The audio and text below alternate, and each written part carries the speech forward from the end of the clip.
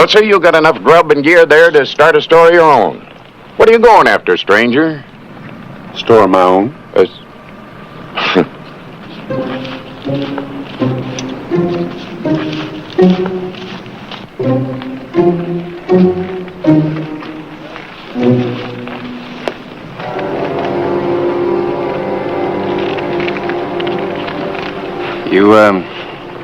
You been on the trail long?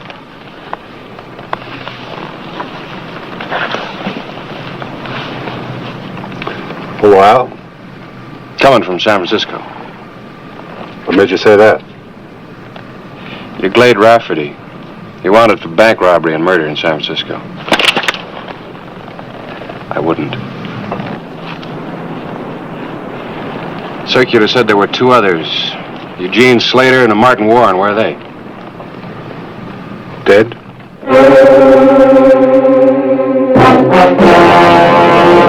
An actual account from the pages of my newspaper, the Tombstone Epitaph. This is the way it happened. In the town too tough to die.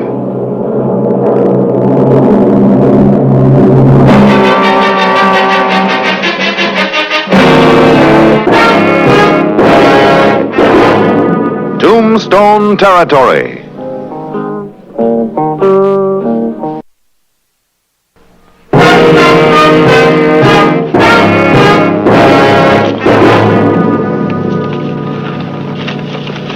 How did Slater and Martin die? The desert. Coming over from Tucson. Thirst. Didn't bother you? I kept my mind on other things.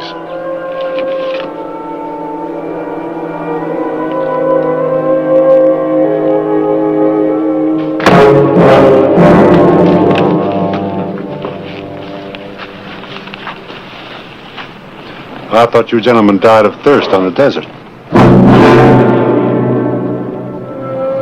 The afternoon of July 29, 1881. Clay Hollister hadn't checked in at his office since early morning. His whereabouts was a mystery.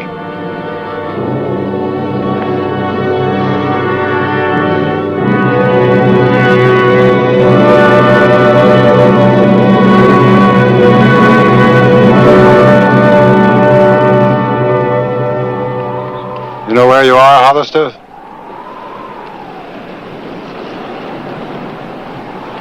Yeah. 3 miles south of Tombstone. Old Wedlock Road. Do you know why you're still alive? I'll help you. You want to get across the border to Mexico. Without taking a regular trail. And without running into Apaches. We can't do it alone, Hollister. We don't know the country. But you do.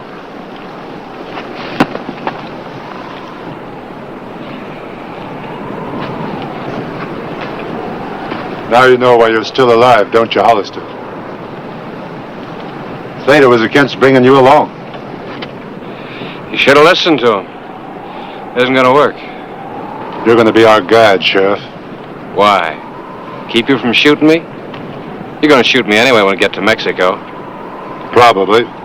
But I think you'll come along just the same. Why should I? The tin badge. You're a sheriff, Hollister. It's the sheriff's duty to arrest people like us. As long as you're alive, you got a chance of doing just that.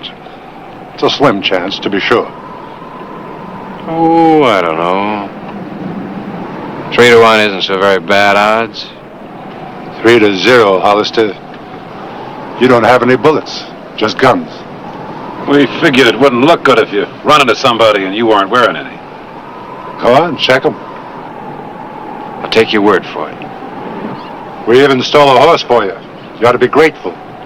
Show the proper spirit.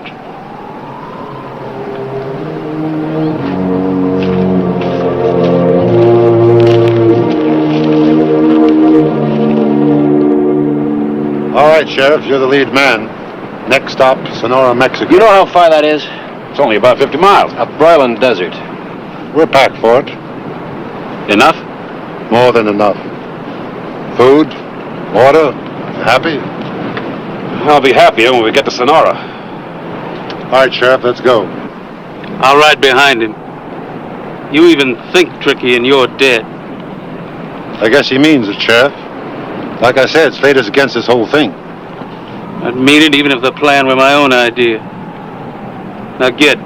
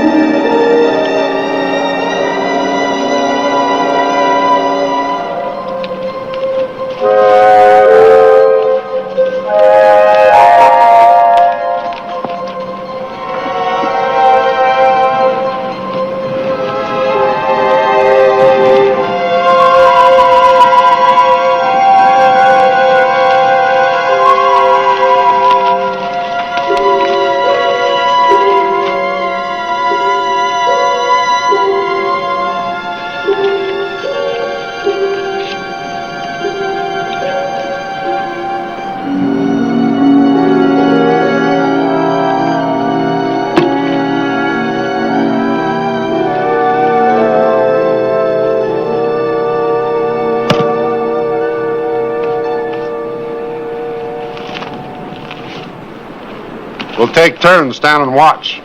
Except you, Hollister. You get to sleep right through. Tonight.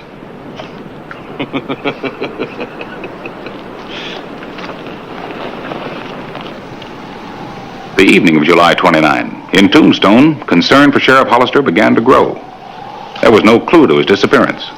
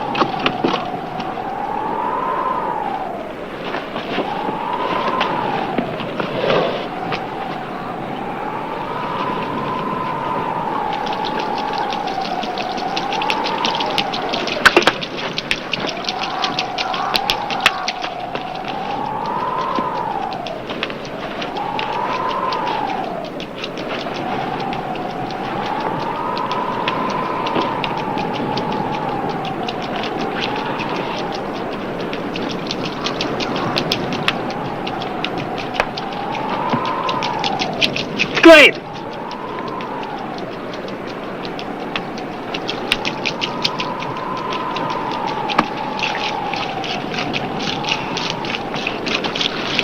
Hold it! He was drinking the water. He's crazy. It was open, pouring out. He must have done it. Shut up.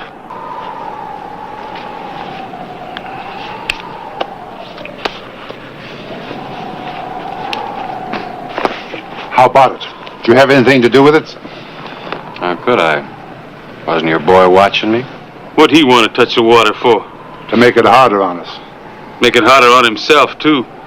He's half lizard. He doesn't need much water. I tell you, Glade, I didn't touch the water. He did. Either way, you're wrong. Either you tried to steal our water, or you let the man you were supposed to be watching do it.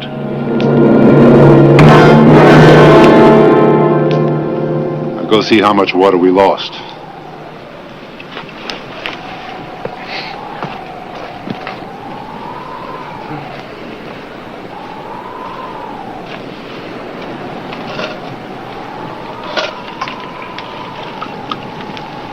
Better than half empty. You know, personally, I think you did it. Rafferty, nobody, even if he's all lizard, can live on the desert without water. You could. You know all about the desert. You know how a man without water can survive by squeezing the moisture out of the heart of a cactus plant. Well, I know that too, Hollister. And even if your plan had worked, you couldn't have won. And you won't win. Now go get some sleep.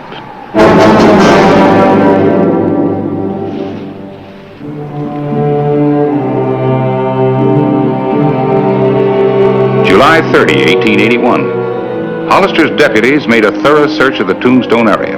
Nobody had seen the missing sheriff.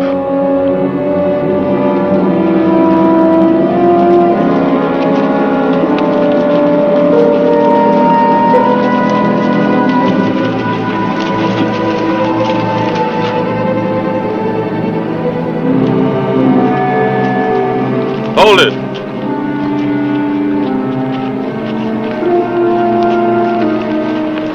Shouldn't we be going that way? Oh. You sure? Positive. You better be.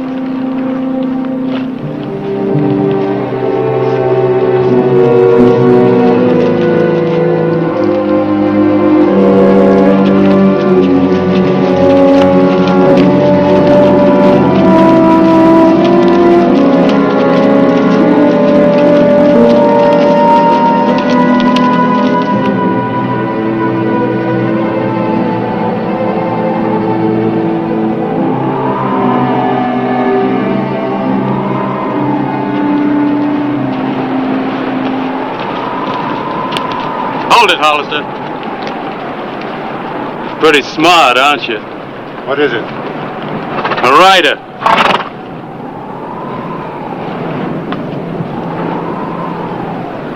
He was heading us right for him. Well, I didn't see him till just now. You're a liar. Take it easy, Slater. What trouble can one man cause us? A patrol even. Well, we're not 100 men now. We're members of the sheriff's posse. Right, Sheriff? He could take a chance and give us away. And have the other man killed? I don't think he'd do that.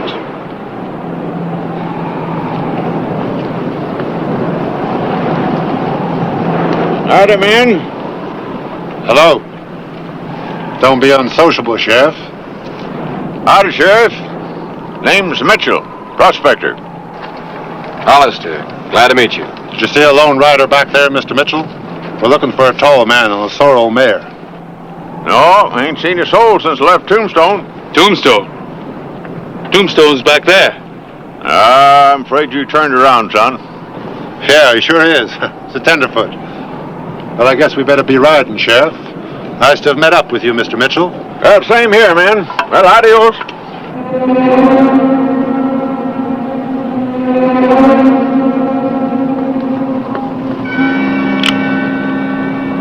He'll be out of earshot in a minute.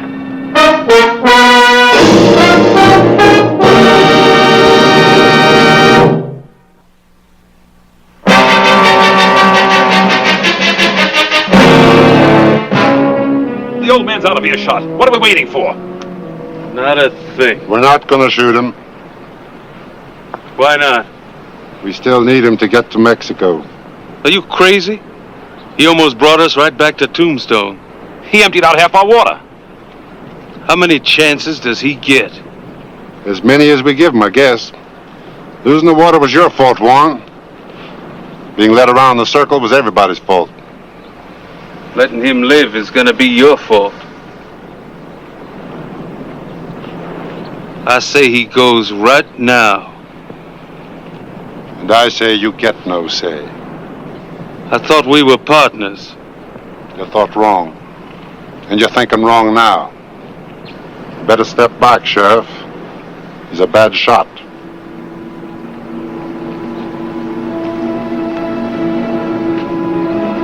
You can still have another chance, Slater. At what?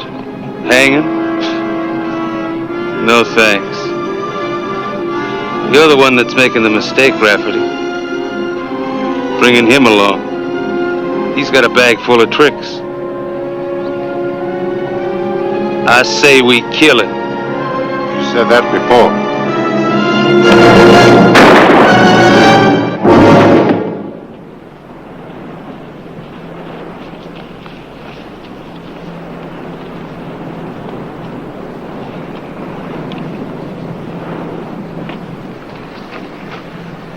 He's dead. What do you think we should do about the sheriff, Warren? Whatever you say, Glade. Well, I say he should lead us to Sonora, Mexico. What do you say? I say the odds are getting better. It's 2-0 now.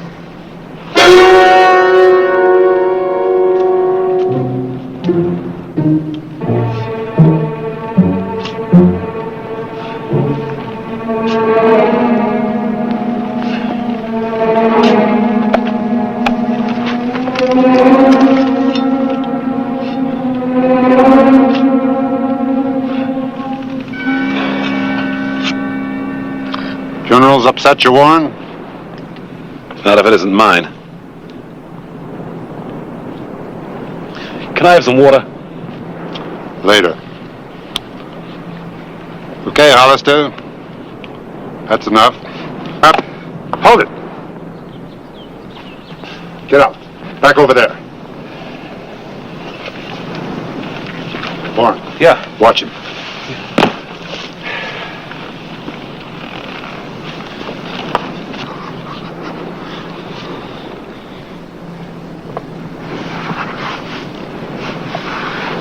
Bury him. You help him. Hollister. Take a look at that hand.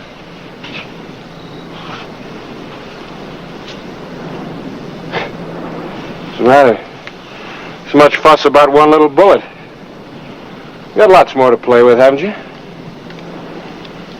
Sure.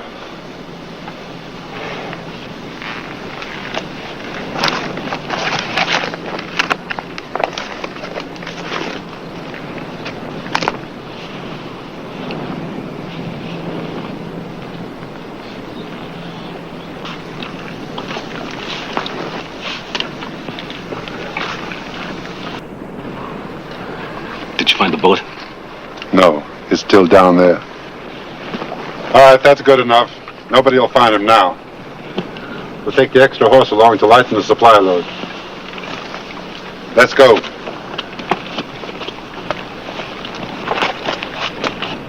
South.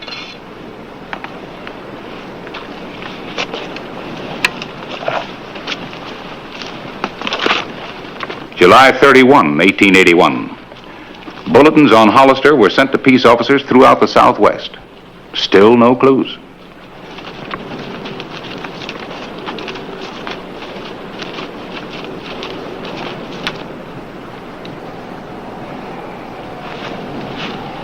What's that? What's what? In your hand. Open it. Didn't we do that once before? Well, let's do it again.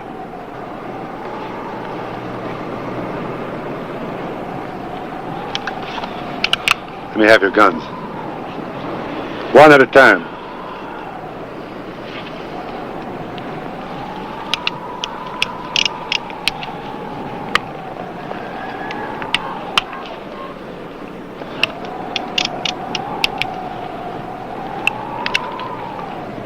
All right. Please! Don't move, Warren. You're kind of shaky, aren't you?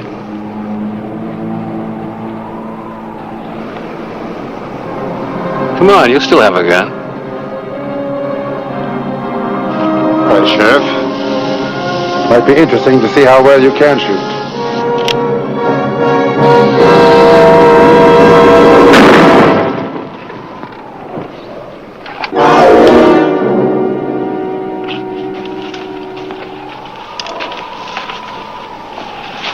Much obliged. All right, let's go. August 1, 1881. Clay Hollister had been missing for 4 days. Glade!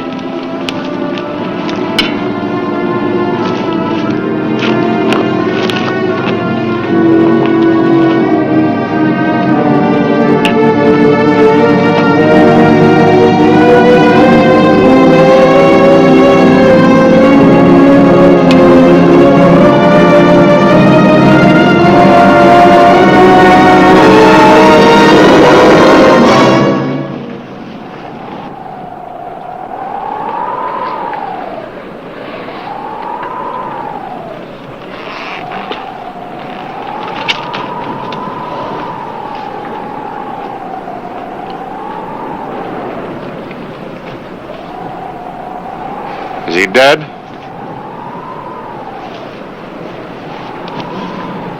Yeah.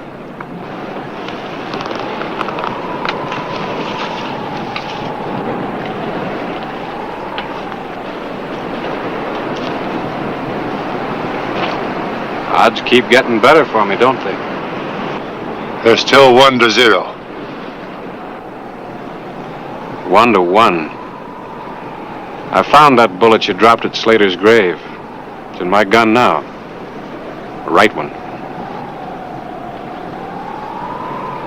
You're lying. You're gonna have to prove that. You got one of two choices now. You can either surrender to me, or you can draw. Which one's it gonna be? Suppose you do have that bullet. You've only got one shot. That's true. But you can't find out unless you go for your gun, can you? What have you got to lose by bluffing? We're almost to Mexico. You know I'll kill you anyhow when I don't need you. Yeah, that's one side of the story. Other side is I've got the bullet. The bullet's in the gun. Well? There's $50,000 in that saddlebag. You can have it. It's all for yourself.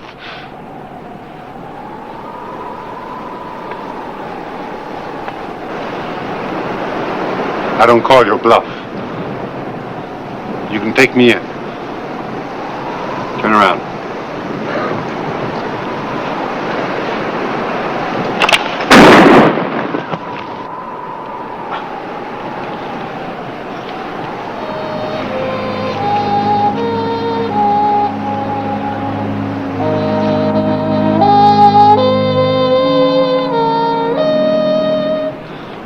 Had to find out.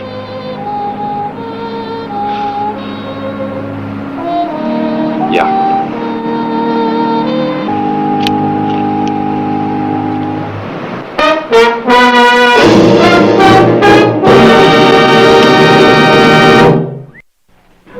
August 3, 1881. A report reached me at the epitaph that Clay Hollister had been seen riding into town.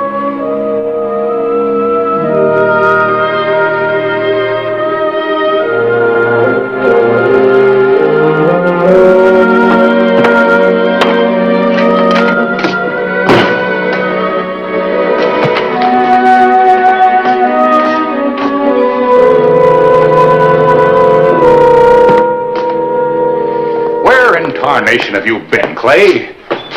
I'll tell you. Well, doing what? Riding. Well, you ought to let somebody know where you are. Things have been happening around here. You got a telegram from Tucson. Oh?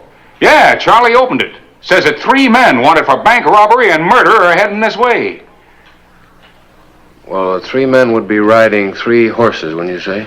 Well, of course they'd be riding 3 horses. What do you expect them to do, walk here? What's the matter with you?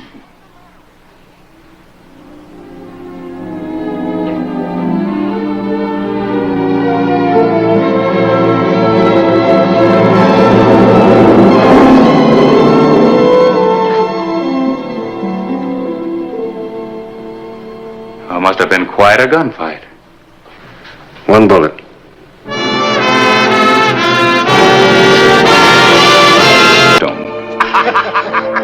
Ride a car here can peel a buffalo in 5 minutes. And me and Floyd's so fast with a knife, we plumb run out of critters in Wyoming. You're Floyd Rank. Since when does an Indian walk up and talk to a white man? I must know if you are Floyd Rank. I must know, so I kill the right man. An actual account from the pages of my newspaper, the Tombstone Epitaph. This is the way it happened, in the town too tough to die.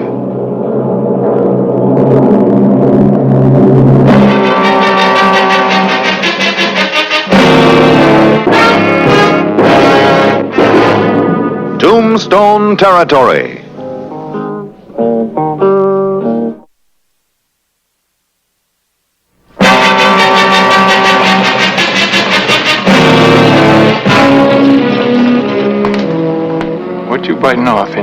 You're the man who killed my father on the streets of Tucson?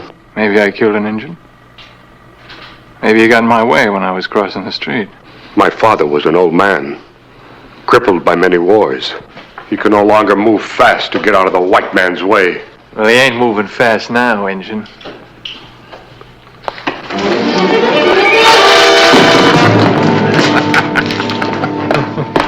Get the sheriff.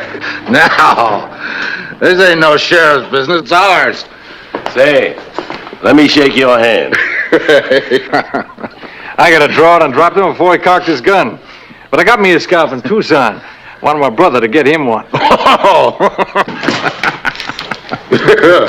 get Hollister. Just who are you? Editor, the epitaph. Well, what's an epitaph?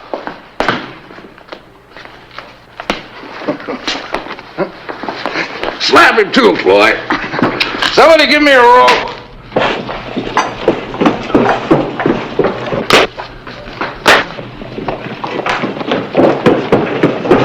This beam's as good as a tree. All right, that's far enough.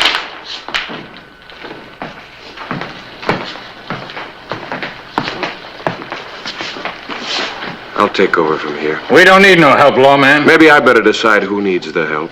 Tried to kill my brother. Drew a gun on me. That's right, Hollister. Another wild Apache. You can't forget when they were all wild, can you, Stallings? Who forgets a family wiped out? Stock driven off. Buildings burned. That was 5 years ago, Rod. Most Apaches are on reservations now. He was roaming the streets with a gun.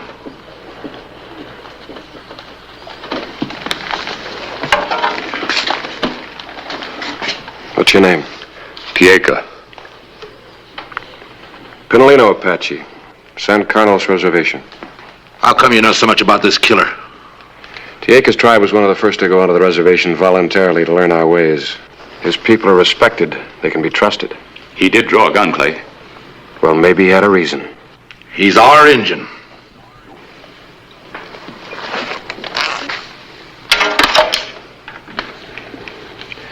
You two come over to the office. I want to talk to you. Well, I ain't never seen nothing like this.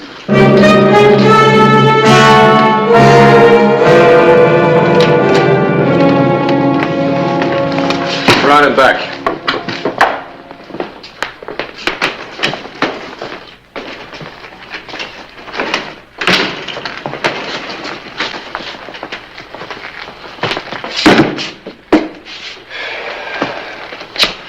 All right, Tieca, let's have your side of the story. Why'd you leave the reservation? To kill him. Why? He killed my father. According to the tribal law, it is my sworn duty to avenge his death. Well, I'm sorry to hear about your father, but we've got courts to judge these things. Judgment was passed many generations ago by our wise elders. He killed my father. I must kill him. Dirty savage. I should have killed him when he drew a gun on me. Seems like you've already done your killing. No jury's ever done nothing for killing an Injun. Just keep your redskins out of our way. This isn't the 70s. This is 1885, man. We're supposed to be civilized. We can't continue to kill the red man because he's in the way or different. Looks like you're wasting your time, Harris.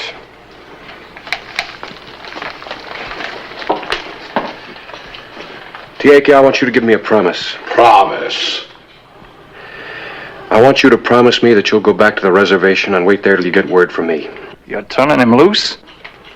At least I'll know where to find him. I want to know where to find you, too. Don't leave town. Forgetting he drew the gun? No, I'm not forgetting it. Know that a man was killed in Tucson. Man.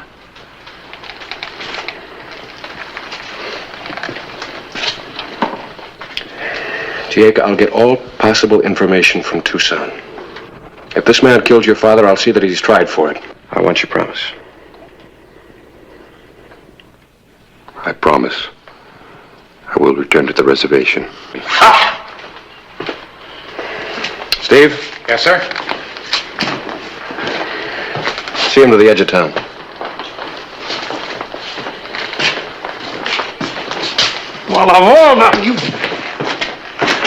You just wait right here with me.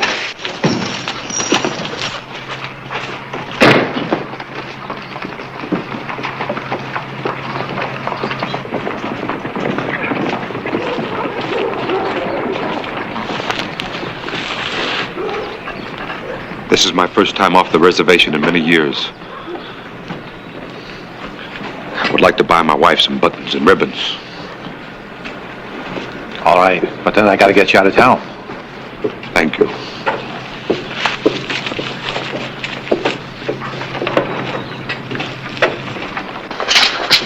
All right, who are you? I'm Carl Rank. This is my brother Floyd. You can't hold us. Long enough for you to cool down. Give me your guns. Our guns? That's right. From Wyoming, aren't you? Now, where'd you hear that?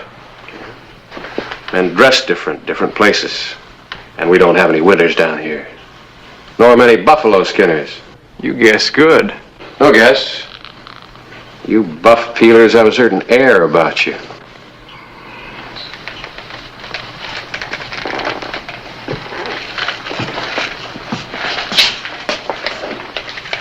You can go now.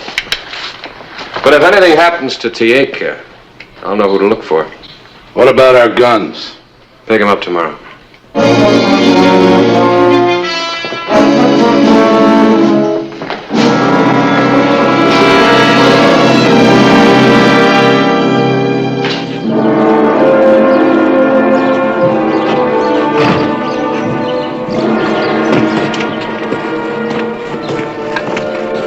The afternoon of February 3rd. One of Hollister's deputies escorted Tieka to the edge of the business district on Allen Street, instructed him to return to the San Carlos reservation. It was a fatal bit of timing.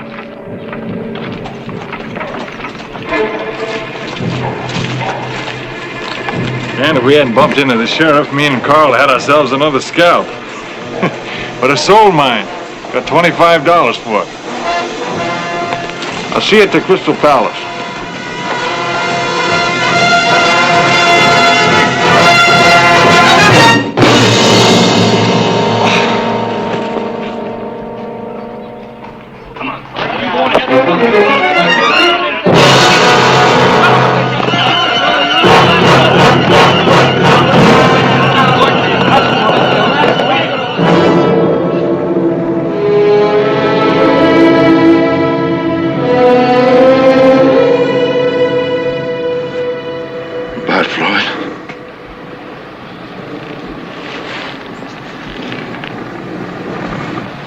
I'm riding after him. I'll bring him back.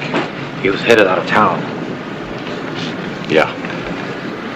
I pulled him out of a snowbank, but froze dead. He saved my life swimming a herd across the Platte. Been through buffalo stampedes and spooked longhorns. Lived to be killed by an Injun. I'll get him. I'll get him if I have to dog him for the rest of my life. I'll handle it, Carl. You handled it. It's Hollister's job. You talk about Injuns being different. Well, we're different, too. We could feel you staring at us because we ain't ragged out proper. Well, go ahead and stare. Stare at a dead buffalo hunter. Then come stare at a dead Injun. Because I'm going to get him. I'll get him. And I'll kill any man that tries to stop me.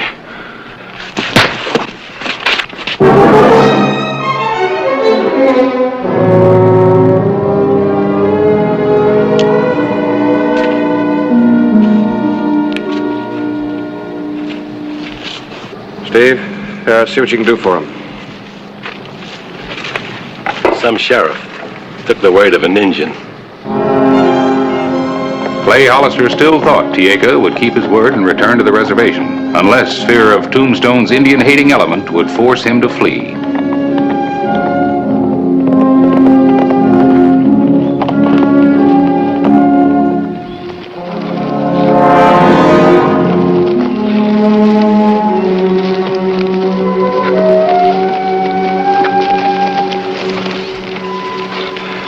I thought I'd find you here. I said I would be here on the reservation. Some people back in Tombstone are going to find this kind of hard to believe. You treated me fairly. This is my wife, Cheetah. Hello, Cheetah. Cheetah does not speak your language. This is my son, Tayo. Tayo? Floyd Rank died.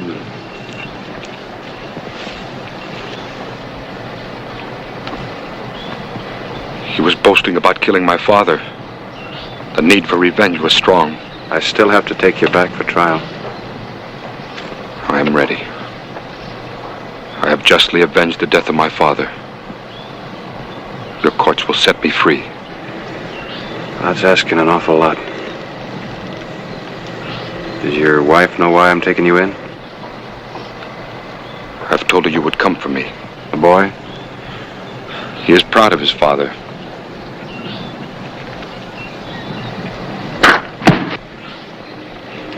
He shoots very well. He shoots like an Apache. And I've taught him some of your words. He will make a good American. I wish to say goodbye to my wife. I'll wait for you over there. Cheetah, Tayo.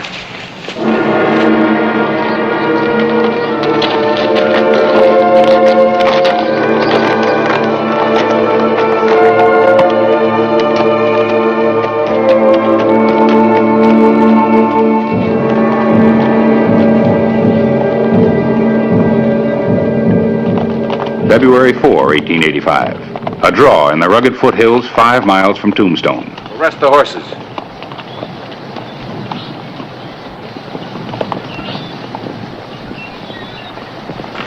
Drink of water?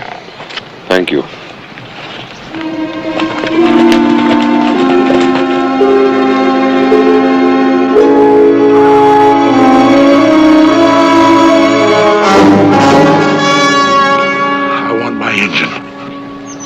I'm taking him back for trial. I ain't trusting or waiting for no trial. Gonna see him dance from that tree for Floyd. Take cover. You making this your fight? Has been from the beginning, upholding the law. I said I'd kill any man that stood in my way. That's what you said. And you're asking. Stallings?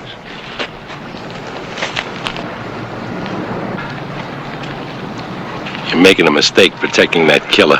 Then it's a mistake to be a lawman. Tieka. Yeah, you made a big mistake. He wasn't running from the law, he was running from your rope. If you don't get him, Hollister, I'm gonna get you. Maybe.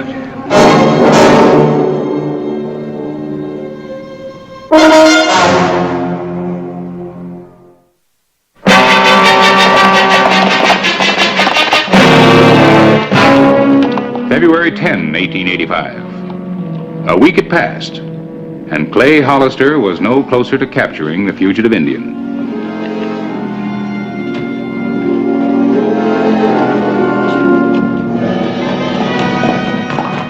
The sheriff and his deputies weren't the only searchers. Killing Tieka was an obsession with Carl Rank, now a grotesque hero in the eyes of ranchers who remembered Apache raids. He wore his sling like a badge of courage, and an indictment against the sheriff who trusts Indians. Hey, the leads?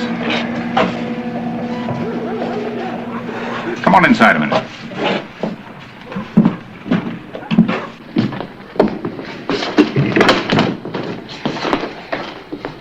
I'm writing an editorial about all this, calling for respect for the rights of Indians. Even after our example with Tieka backfired? Well, it's not his fault it backfired. No, you're ahead of your times, Harris. I hope not. Clay? A miner just stumbled into town. Tieka attacked him out at his camp and took his supplies. Where? In the Dragoons, headed up Spear Canyon. That might be your lead, Clay. At least it's a fresh one. Where's the miner now? I told him to go to the hospital, but he claimed all he needed was a visit to the Crystal Palace.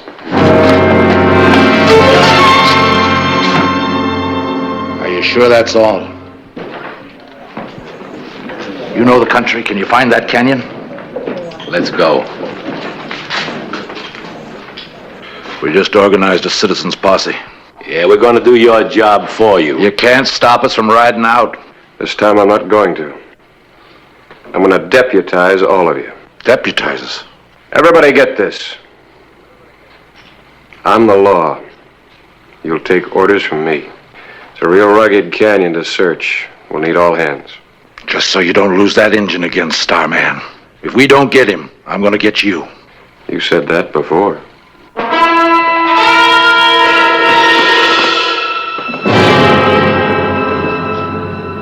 You don't stand a chance against Hollister. A hideout gun? Just in case he tries to stop me from getting my engine.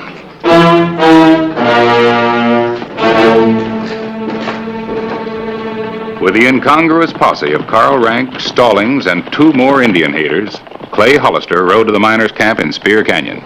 Take care of the horses.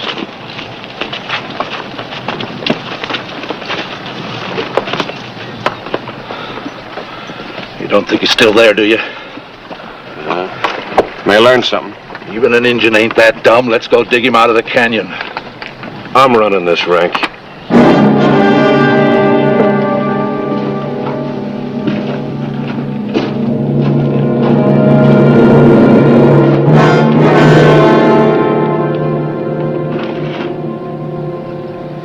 Hollister!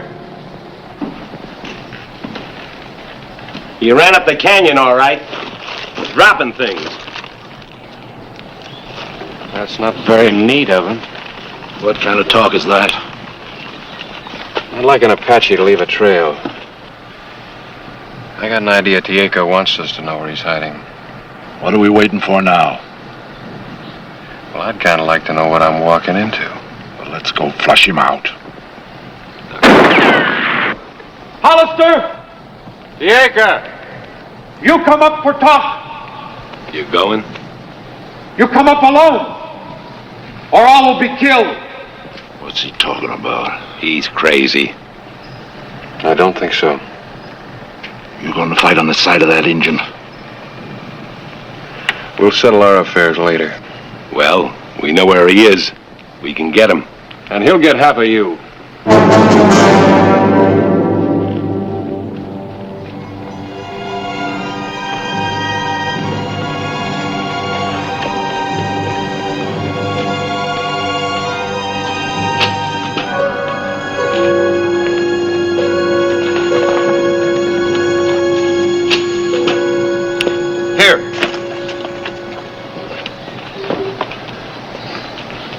Bargain.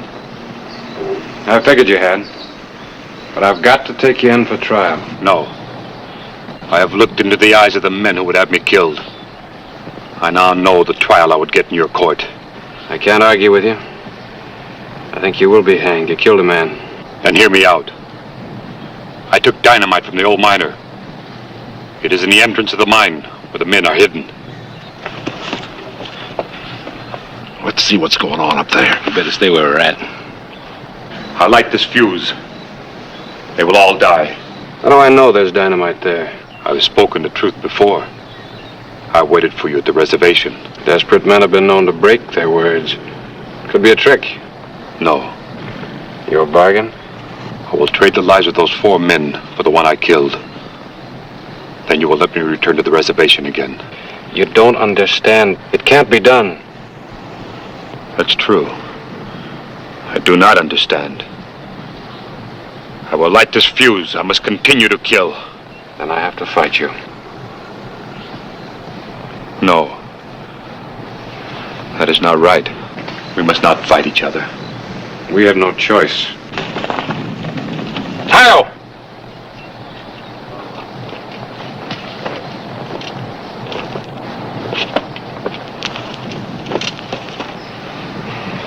Remove your gun belt. Give this up, Tieka. If you continue this revenge fighting, someday he'll be killed too. Your son's blood will be on your hands. We will fight like Apache. The only thing you have left will be gone.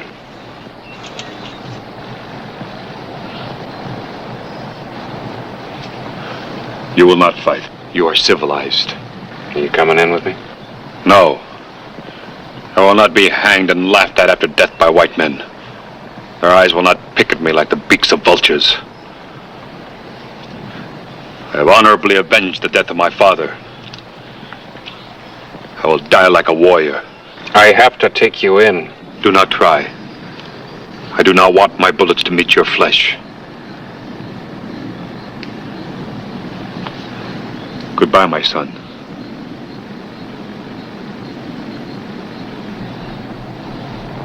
I will die either way. Here he comes. Dirty redskin. Shoot him down.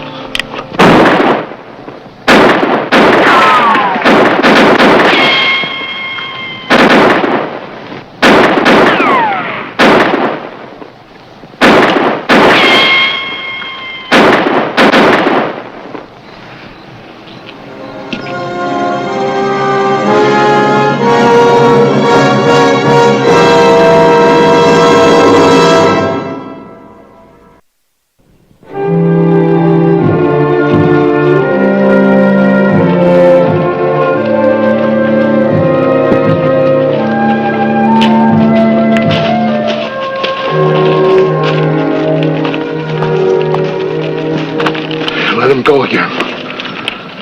All right, listen to me. We've been listening to you. Why didn't you kill that savage when you had the chance? Just who is the savage, Rank? You and your brother? This Indian hater Stallings? You can't call my dead brother no savage. Don't try to draw me, Carl. You just did. It's getting to be a habit with you. Yeah. He has a right, Hollister. You should have killed the Injun. He could have got one of us. He could have got all of you.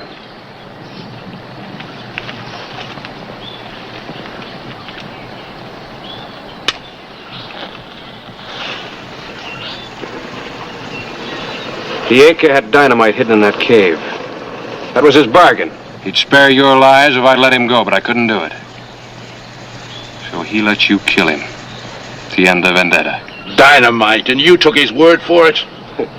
The sheriff takes the word of an Injun. You're just digging your grave deeper. You're all through, Hollister. Maybe I am.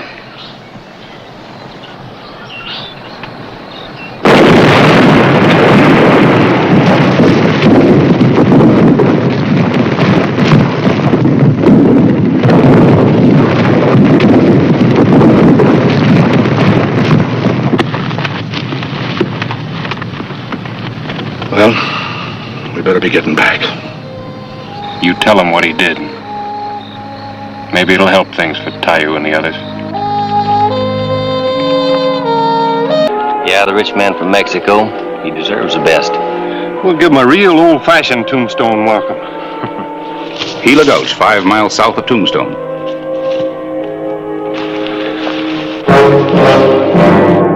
Wait till I get off the first shot. Sure, Crandall.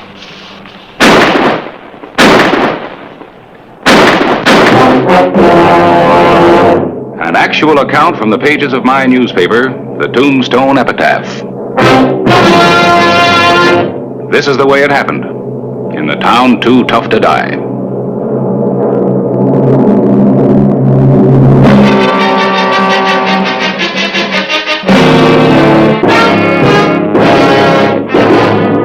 Tombstone Territory.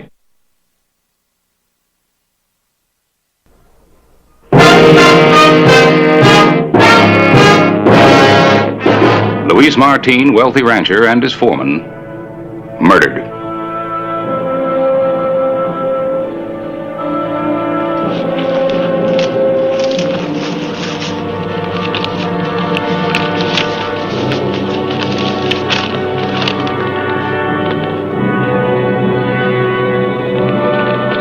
Jim Edwards, son of a local photographer, was the only witness. Thought you said he was carrying $20,000. Yeah. This is from the sheriff to Martin here. Seems they're friends. Hollister had Martin send the money by stage for safekeeping. To do one tomorrow. Hollister's putting it in the safe at the Exchange Hotel. Guess I'd better check in there tomorrow morning.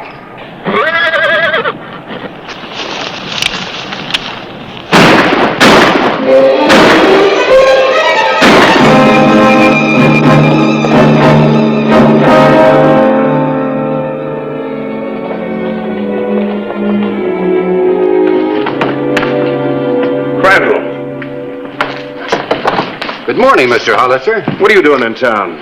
Any law against the rancher coming in for supplies? Depends on what you mean by supplies. Every time you come into town, there's either a robbery or a murder. Coincidence. I'm not going to argue with you, Crandall. If I were you, I'd get back to my ranch, fast. But you're not me, Hollister. I can take care of my own affairs, thank you. Your luck's overdue to change. Push it if you want to. Push it real hard.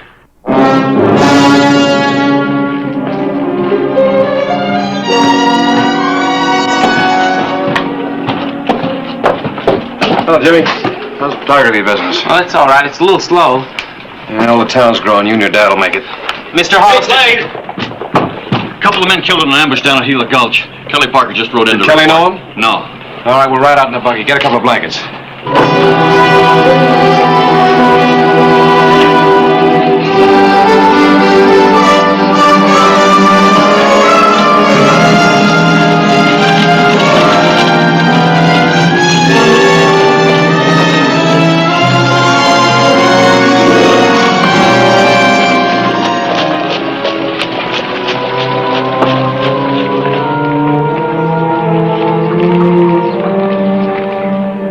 Hi, Paul.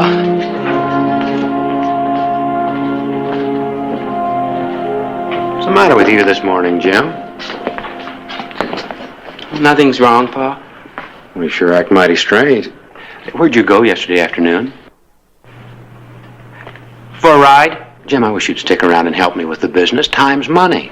If time's money, why is it I never have a nickel? Well, we need every cent to send you to college. Just think, next summer when that new territorial university opens, you're going to be a member of the very first class. Paul, I wish you'd stop harping about college. Me, I'd just like a little money for a change. You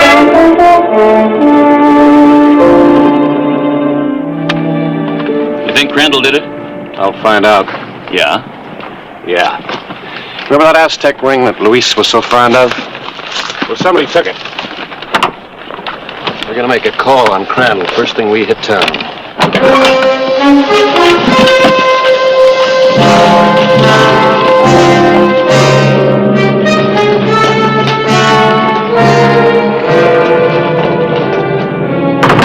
Open up, Crandall.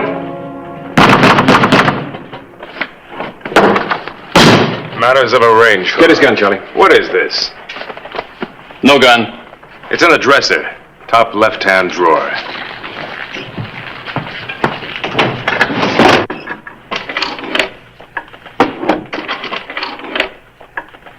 It's a good-looking watch and chain. I like it. You're fond of fancy jewelry, aren't you? I like jewelry. Where were you yesterday?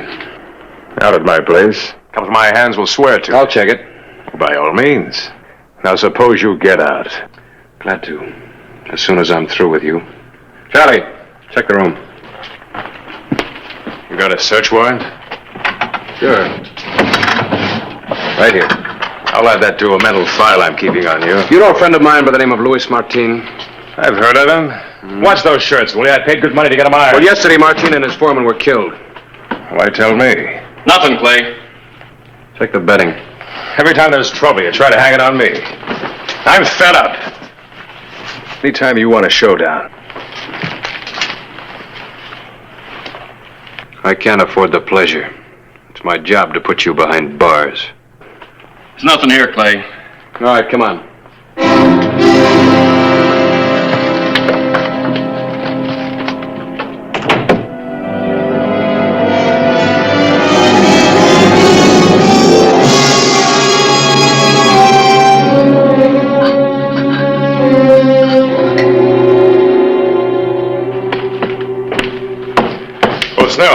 Yeah? Would you put this century note in the safe for me? Well, yeah, certainly, Mr. Crandall. If I need that in a hurry, can you open that safe anytime? Anytime. Sign that for me.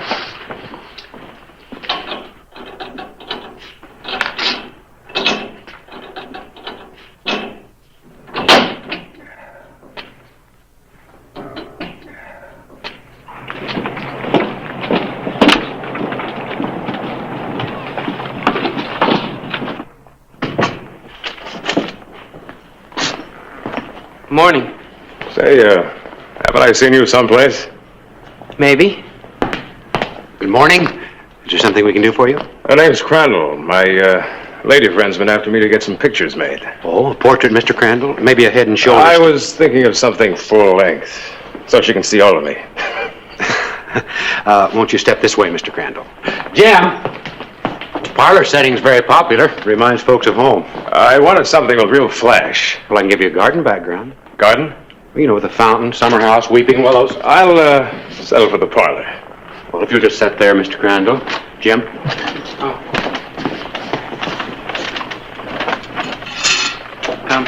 Could you put your head back here, please?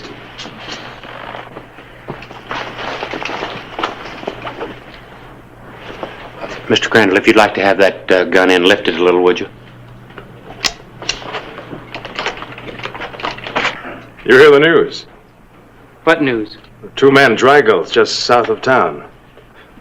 Must have been after I was there. I didn't see a thing. Well, you're lucky. Whoever did won't want any witnesses. Robbery? Well, that's the usual reason. Money's handy stuff to have around. I wouldn't know. I never see enough of it. Mr. Crandall, put your head back in the brace.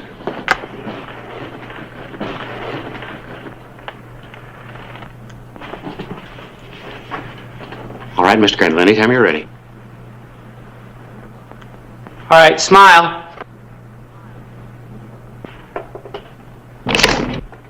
Good. Now you're entitled to another pose, Mr. Crandall. One's enough. Is a 10 the smallest you have? That's right. Just a minute. Do you always carry that much money? When I run out, I get some more.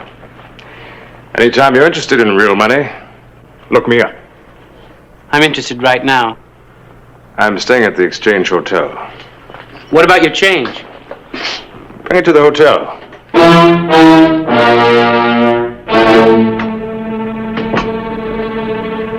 There'll be 1,000 in it for you. $1,000?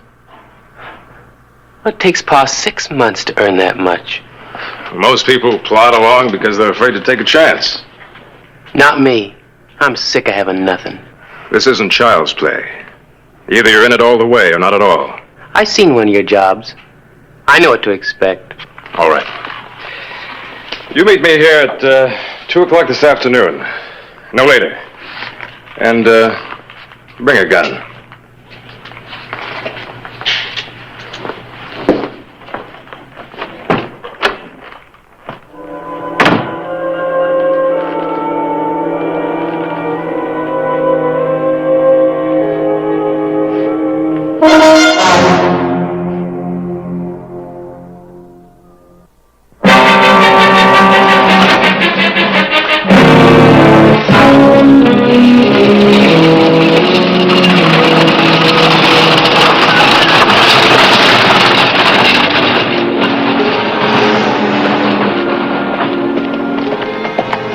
Clay Hollister took Luis Martin's money shipment off the stage as planned.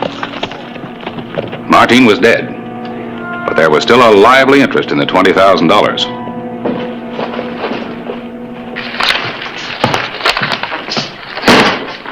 Put that in the safe, will you please, Mr. Snell? Yes, of course. What's in it? $20,000. It's an awful lot of money. I'll put it in the bank tomorrow. Just sign it.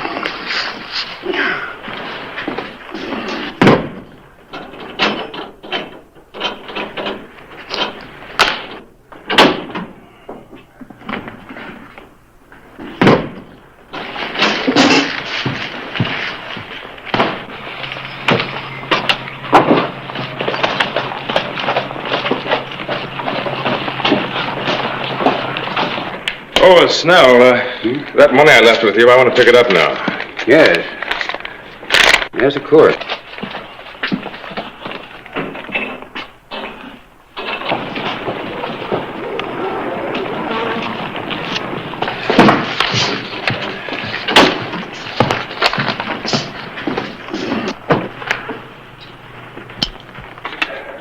Stay put, this is a holdup.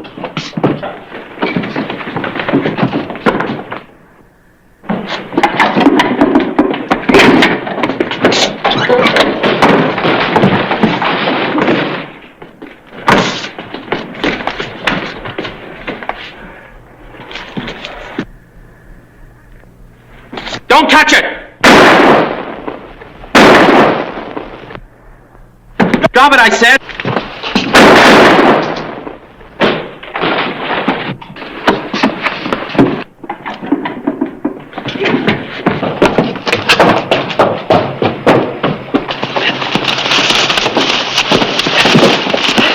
Lock him up, Charlie.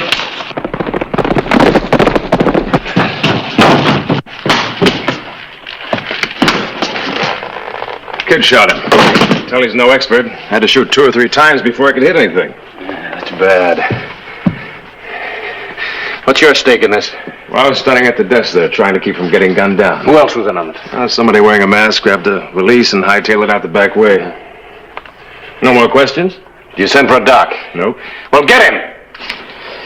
If you want me to testify, I'll be out at my ranch.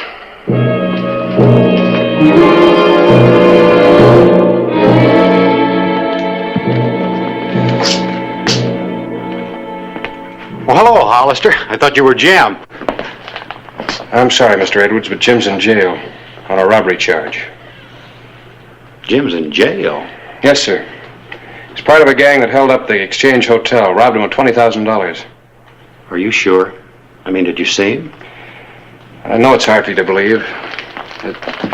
It always is for parents. But why would he do it? Why? Money. The rest of the gang got away clean. What gang? Jim refuses to name anybody, sir. Well, somebody must have seen him. What'd the clerk say? He's in no condition to talk, sir. He was shot. Jim shot Snell? He says so. And if Snell dies, it'll be a murder charge, too. Will you let me talk to him? Well, of course, sir. Tell me, Mr. Edwards, was Jim a good shot? I always wished he'd spend just half as much time with his books as he did with guns. Did you know a man by the name of Crandall? Well, yes, a fellow named Crandall had some photographs made. Did Jim know him? Well, he saw him in here.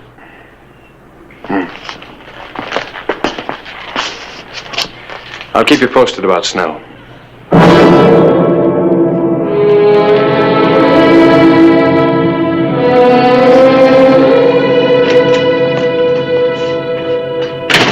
How's Snell? Doc says he's still unconscious. Yeah, you better check again.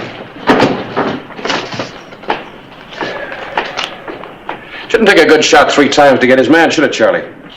3 shots? Yeah. Jimmy's gun was fired 3 times. Oh, well, it being his first crime and all, he could have been nervous. Well, Crandall wasn't nervous standing right there by the desk.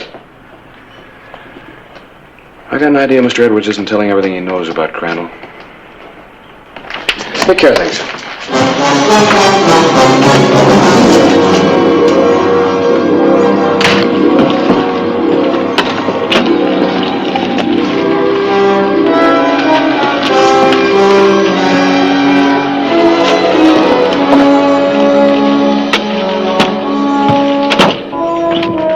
Mr. Edwards? Mr. Edwards!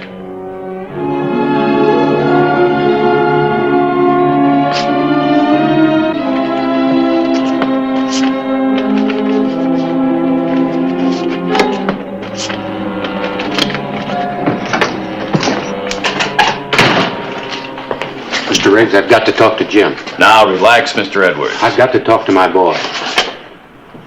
I don't see why not. Thank you. I can't give you any more than 5 minutes. Jim.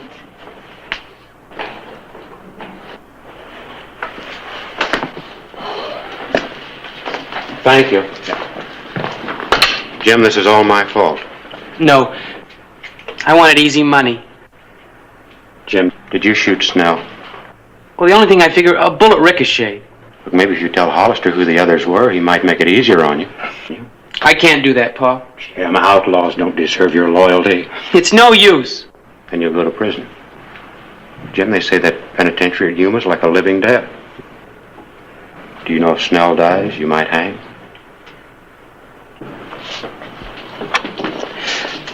If I could change things back the way they were, Pa, I would. Jim?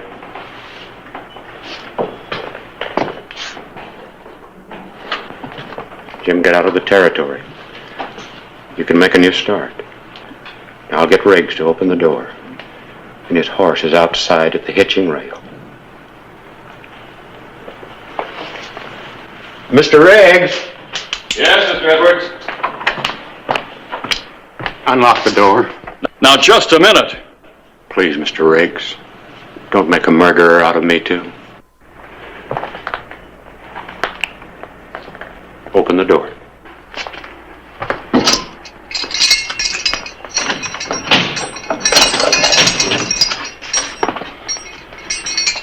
Jim. You'll be hearing from me. Don't move.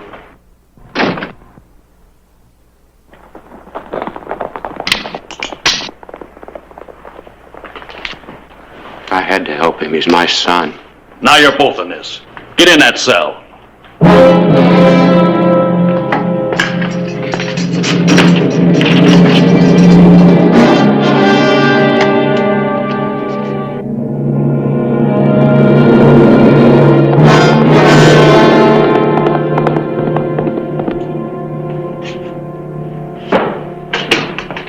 Clay, Crandall's made his mistake, Charlie. Clay. What's the matter with you? Jim Edwards broke jail. How? His old man pulled a gun on me. When? 5 minutes ago. At least I got Edwards locked up. Oh, Doc Cunningham dug this out of Snell. It's a .45 slug. Jimmy was packing a .32. Then he's innocent. That's right. And he's on his way to Crandall for help.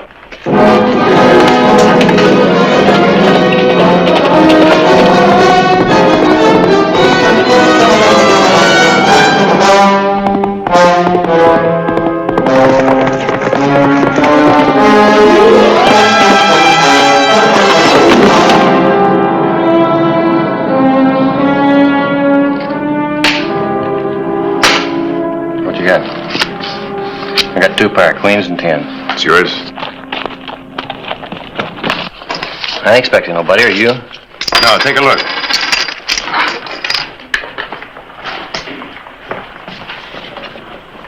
It's a kid. How'd he get sprung? Maybe Hollister let him out. Open up. I'll do the talking. Hello, Jam. How'd you get free? Never mind that. They're after me. I need your help. So you beeline it out here and bring us into it. Shut up. You means you're involving all of us. You wanted me in jail. We'd have gotten you out at the right time. I don't believe that. It's Hollister. You gotta help me. You gotta. Take his gun. We can gun him down when he comes in the door. That won't be necessary. I'm even behind him. There's no need for it. Hollister's got nothing on us. We just got a fugitive for him. Open up. Hello, Hollister. My boys just picked up your jailbreaker for you. He's lying. All 3 of them were in on it. Oh, there's no use, kid. Hollister's got your number. You gotta believe me. Crandall promised me $1,000. That's enough. Get over there by the fireplace where I can keep an eye on you. One good turn deserves another, Crandall. Saw the kid's father brought your picture. Oh, yes, my picture. You look all duded up.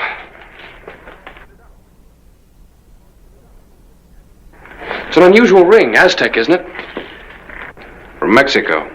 I don't know. I picked it up in a poker game. You're lying. What? You got it for nothing from my friend Luis Martin after you killed him. And which one of you shot Snell with this?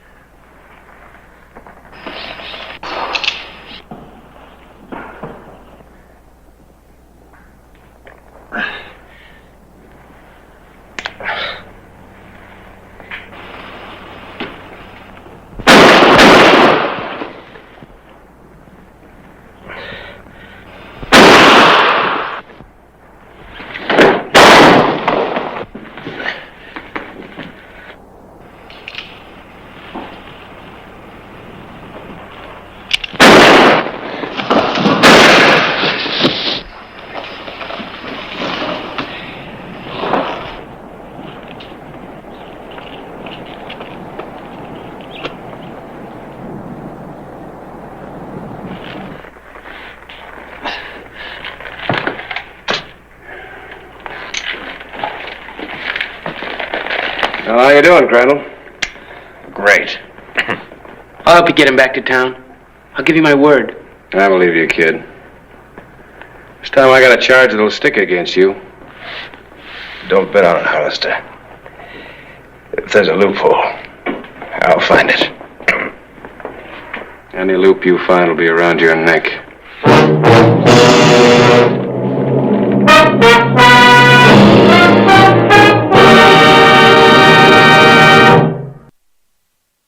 Let him out, Charlie. I think you'll be glad to hear that Snell's going to live. That's good news. What about Jim? I'm afraid Jim will still have to face trial for his part in the robbery. Well, you got the money back. Under the circumstances, I don't think the judge will be too rough on you. Maybe you can go to the territory of the university after all. Yeah.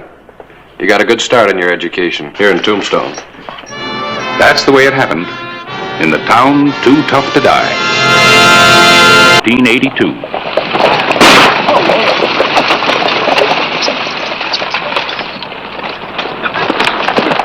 All right, throw him down. What's going on here? Get down, preacher. Put your hands up and turn around. All right, throw down the box. Open it up, Zeb.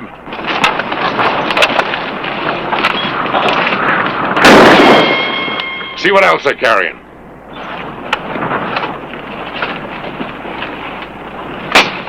Nothing worth anything, just a case of Bibles. I'll show you how worthwhile a Bible is. You asking to be killed? Hold it. We came after money, not preachers. You and me got a date real soon.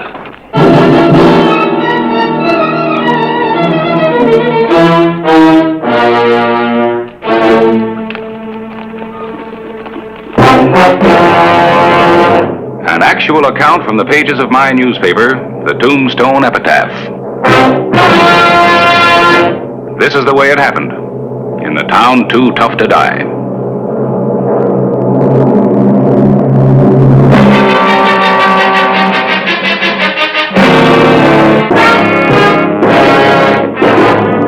Tombstone Territory.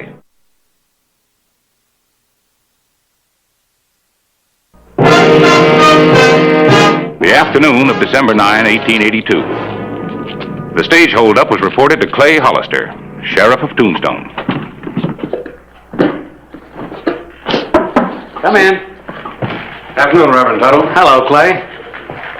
It's the load of Bibles you brought in on the stage? Yes, that's right. I understand both you and them almost didn't make it. I wasn't worried. Well, you should have been. According to what that stage driver tells me, that fella you sent spinning came close to killing you. I got angry. Well, Reverend Tuttle, you haven't been in Tombstone very long, so you got a lot to learn. When there's a 6-gun leveled at you, that's not the time to get angry. People like you. They'd rather see you in church than up on Boot Hill. Amen to that. Tell me, do you recognize any of the men that held up the stage? Well, they wore masks. Well, supposing you'd run into them again, would you know them? I might, Clay. Come in, Mr. Claiborne. Hello, Reverend. Clay? Yes? Talk to the stagecoach, boys. You lost an awful lot of money. Yeah, too much. I shouldn't send through a whole month's shipment at one time. I thought you'd like to know. Big Jim Sten's in town. Do you know Jim Sten? Sten? He hasn't been to church, has he? He wouldn't be caught dead in church. Runs a gambling casino up in Contention. Runs the rest of the town, too. Would you like to meet him? For what reason? From what the driver says, it may have been Sten and his boys that robbed the stage. Where can I find him, Harris? I saw him walk past the Epitaph, toward the Crystal Palace. All right, I'll see you later. Reverend?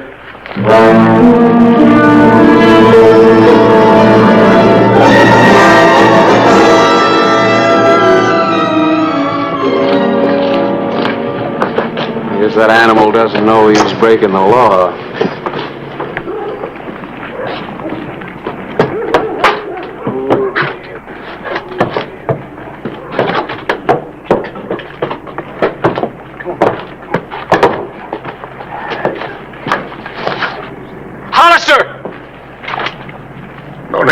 Sheriff. Just keep your hand away from your gun, Jim. Well, my horse. Glad it was you and not some horse thief. We have a city ordinance against horses on the sidewalk. Haven't heard about that in contention. You recognize this man?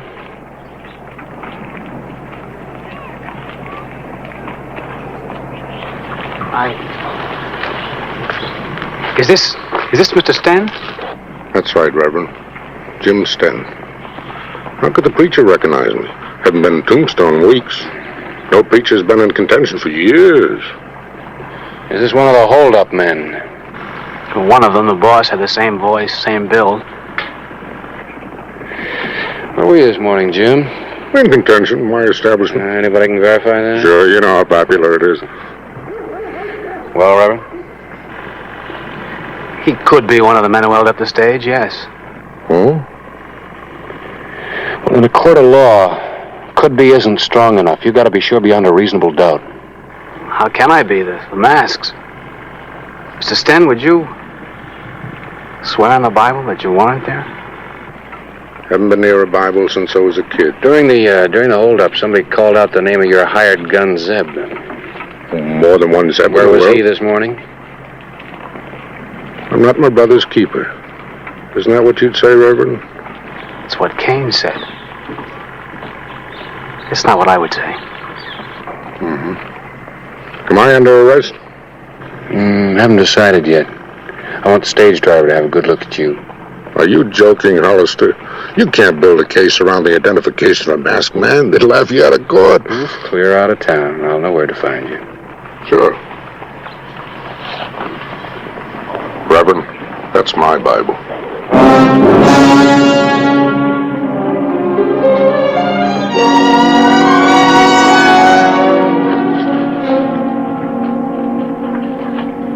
Sheriff, how far is this town of contention? A couple hours ride.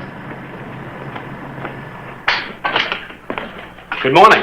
Oh, good morning. Well, good morning, Reverend. They told me in the office I'd find you here. I'd like to put a notice in the epitaph. Why, sure. What is it? Reverend Weeks will be conducting services in the Tombstone Church this Sunday. I'll be preaching elsewhere. Where's elsewhere? Contention. Contention? Well, what for? I learned those men up there haven't observed the Sabbath in years. Well, in a little while longer isn't going to hurt him any. Look, Reverend, take my advice and stay out of contention. You'd be safer preaching to a pack of rattlesnakes. Clay's right, Reverend. That's no place for you. Gentlemen, I'm not concerned with my safety. What's the matter? Isn't there enough work to be done right here in Tombstone? Sheriff, I wouldn't think of telling you how to do your job. And part of my job is keeping people from getting their heads blown off. I have to go where I think I'm needed most. Good day, gentlemen.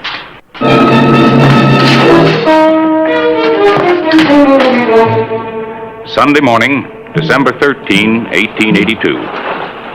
Reverend Malcolm Tuttle was the first preacher to enter contention, Arizona Territory.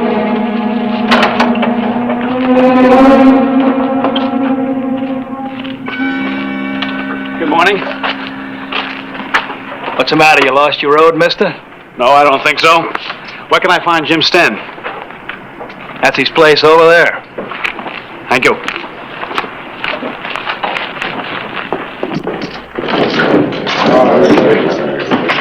Gentlemen, is this a fit activity for Sunday morning?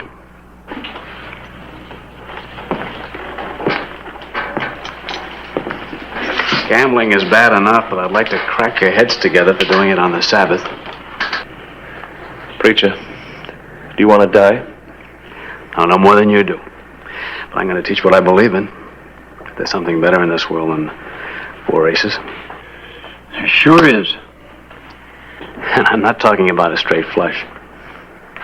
If you show some respect to religion, have some for yourself. Where are you going? When he gets through, I'll be back. Same here.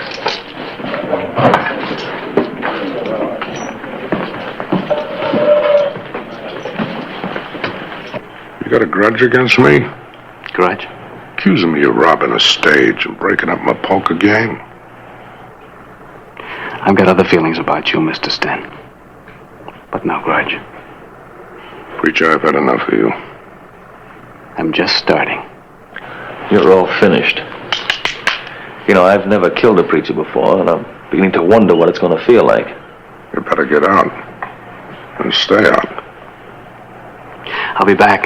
There's going to be a church in this town.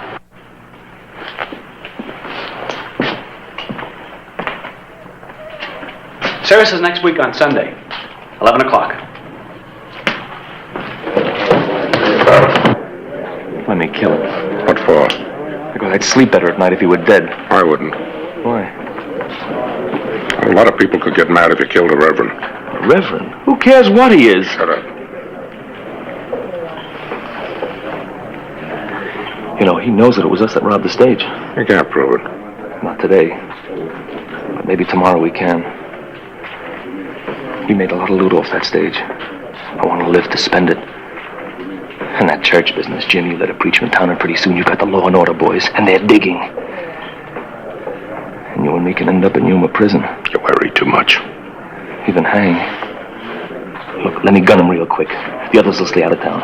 You do any killing without my orders, you'll answer to me. If that preacher gets in my way, I'll take care of him.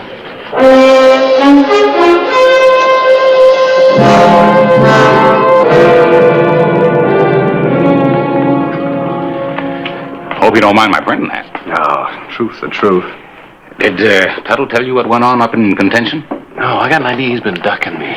Well, from all I hear, he must have done some powerful talking. Big Jim stands still hasn't got his poker operation back to normal. In other words, if he should run from there, he just might not win. The word's around that if he goes back, Stan and his gun Zeb will kill him. Oh, well, he's not going back, is he?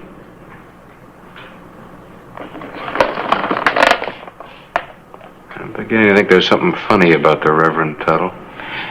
Maybe we just don't understand religion. It's people. Maybe there's something between him and Sten. Well, like what? I'm going to find out.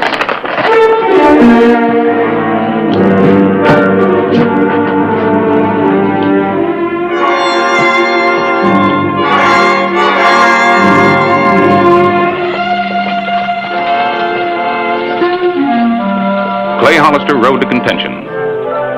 It appeared Reverend Tuttle had some special reason for risking his life. It was the sheriff's job to protect lives, and that included preachers.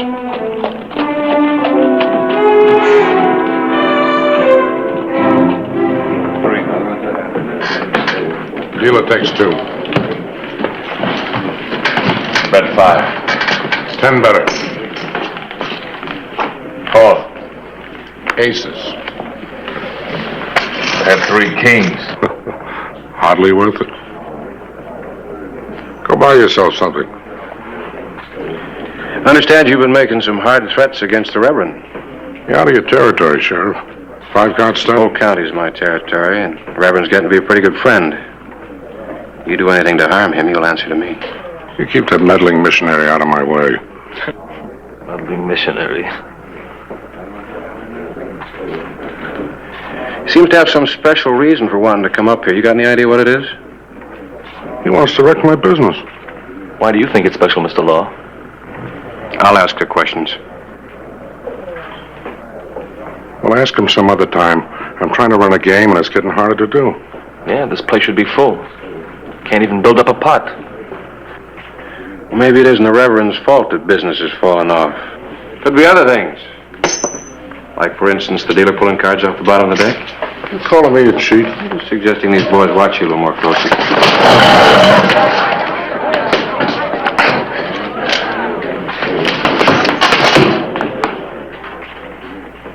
Zeb, put it away. I sure don't like being drawn on. And keep out of contention. I'll go where I want to, when I want to. When I'm ready, I'll come back here.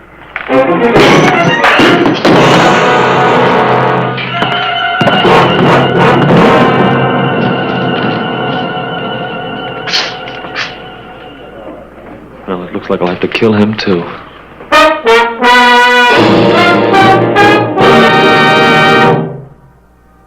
December 20, 1882, Sunday morning in Tombstone, Arizona Territory. Morning, Reverend.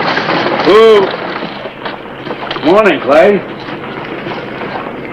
You wouldn't by any chance be headed for contention, would you? You've got no right to stop me, Sheriff. Look, I don't want to stop you. I just want you to wait for a couple of weeks. You're risking your life going up there now. I promised services for this morning. If I don't show up, how are the people going to respect the contention church? What contention church? I'm making one. I put this together myself last night while writing the sermon. Well, I'm impressed, but I ought to lock you up for your own good. Think that'll help law and order? Sheriff and the preacher feuding? All right. If I can't stop you, I'll ride along with you. It'll be a pleasure to have a church go with me, Sheriff. If I'm going to church, I got to be prepared.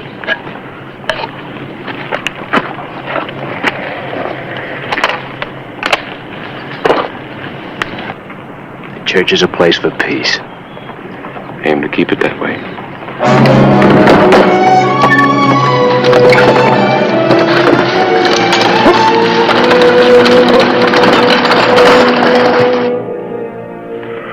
It's been a long night. 2 pair. Aces high. Beats me. I'm broke. Yeah, I won a couple of times. Small pots, though. Look, it's Sunday morning, the place should be packed full. Jim, do you think the preacher's going to really show up here like he said he would? You sound like you're hoping. I am. Ooh, I wish he'd walk in that door right now. Zeb, take this in the back room. Empty it in the safe and fix up the account books. I never do that till the afternoon. Do it now.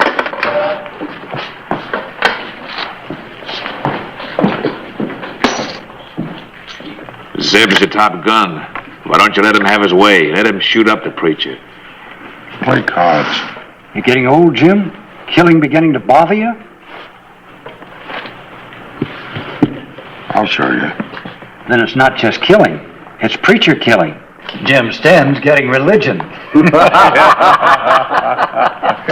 that's right. I'm getting religion.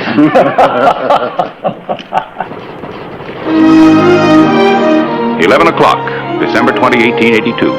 A day contention would long remember.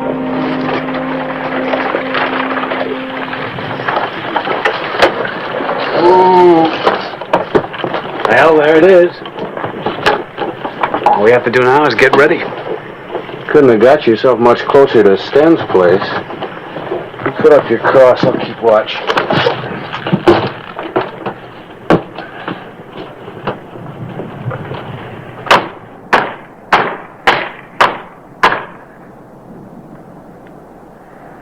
Well, we've got a church. Now all we have to do is get it open.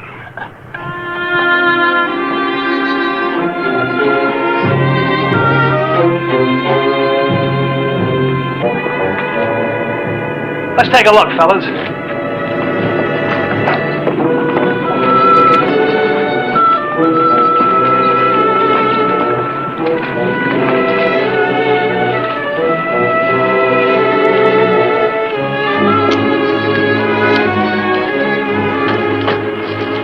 Time for services.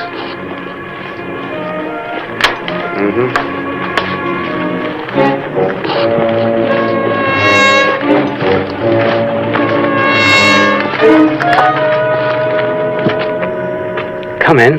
Come in, please.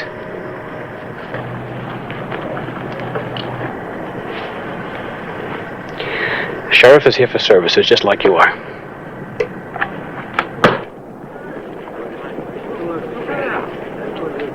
Yeah, only I'm used to people not wearing their hats in church.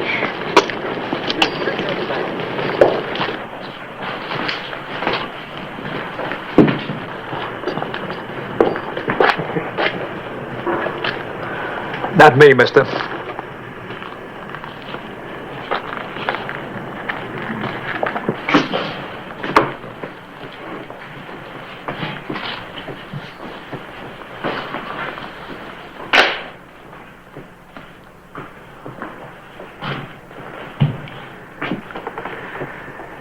In one way, my visit here has been a failure. In other ways, it has been a success. Let us start with a hymn, please. Rock of ages, cleft for me, let me hide myself in thee. Queens. Aces. Did you get it done? Not much to it this week. Sit down. Jim, it's the preacher. I'll take care of him. When? When I'm ready.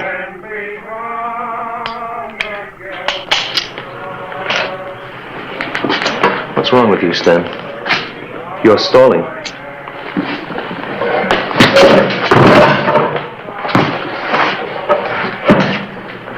Forget about the preacher.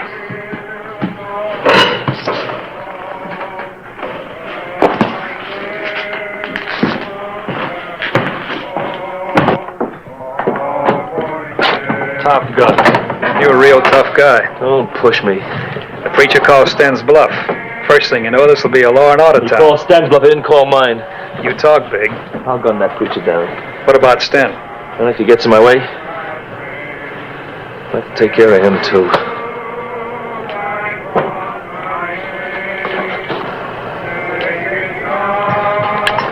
The sheriff's down there with the preacher.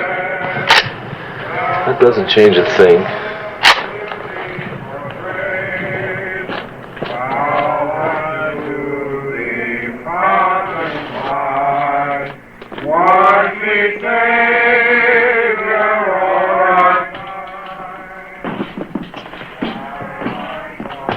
Where's Zeb?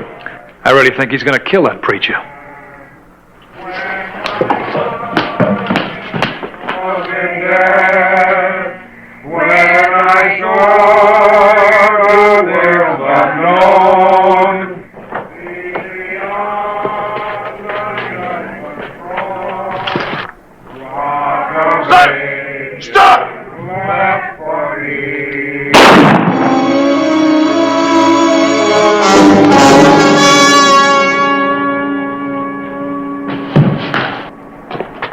Drop it, Zeb.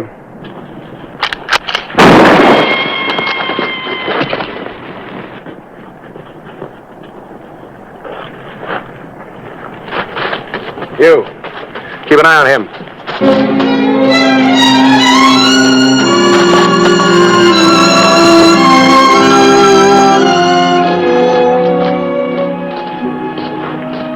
Is he bad? He hasn't got long. How did it happen, Clay? It looks like Zeb was trying to gun you down. Jim must have tried to stop him. So Jim Stan got his, fighting for a preacher.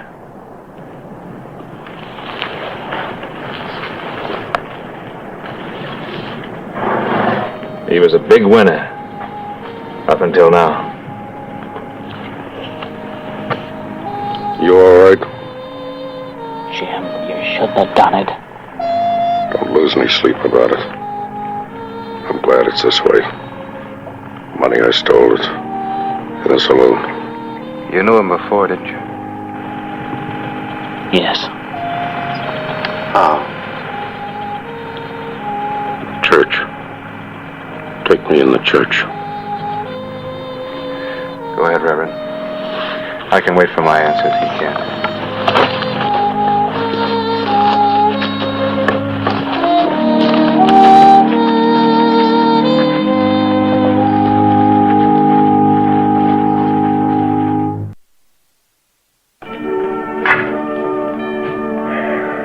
I guess I came too late to help him.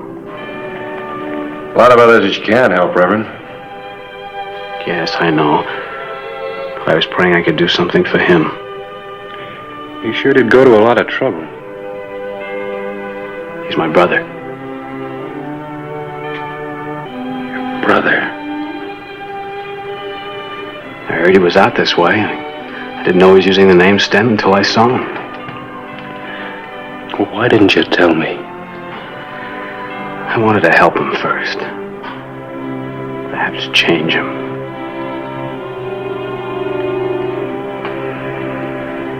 You did.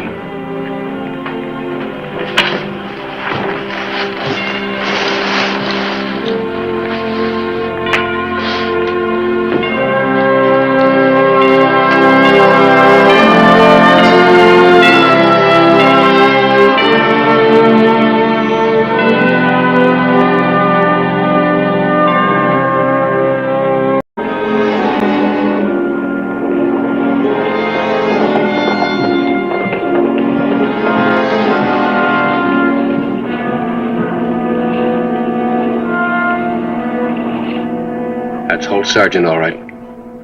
I wonder where the rest of his gang is. Looks like he's going to Bisbee to join him. There's a lot of people out there, Clay. Somebody's liable to get hurt. Well, Whaley boards the stage, ready to go. By that time, the crowd should have broken up.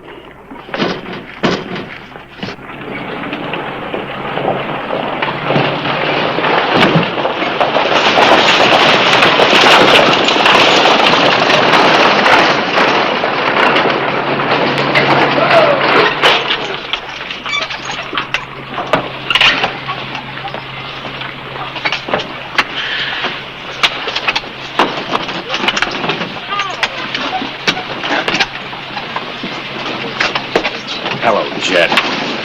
Hello, Pa.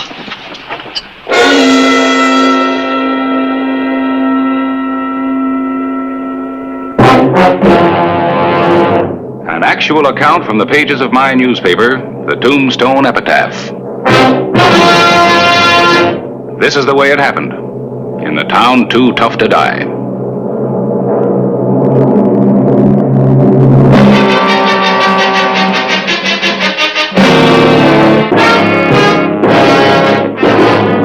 Tombstone Territory.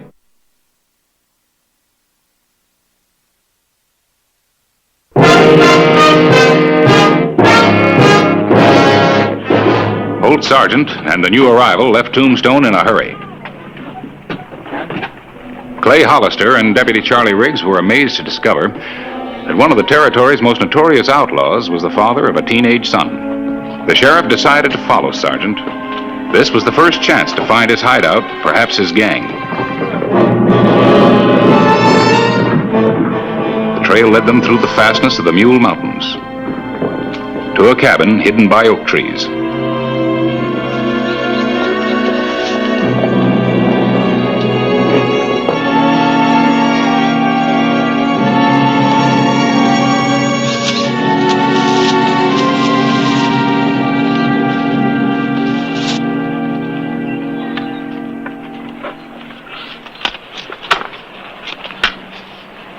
Makes sense bringing him up here.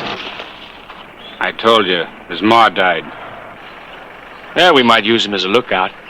I can see he don't know nothing about guns. I'll learn to shoot. And ride, too. I can take care of myself.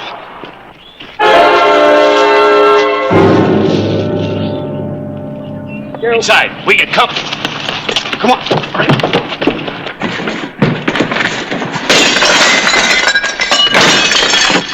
Behind the wall. I told you not to meet that stage.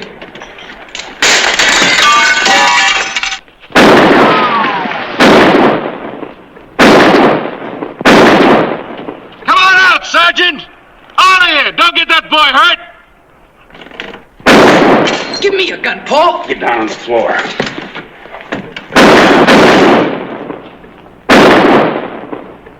Go on around back.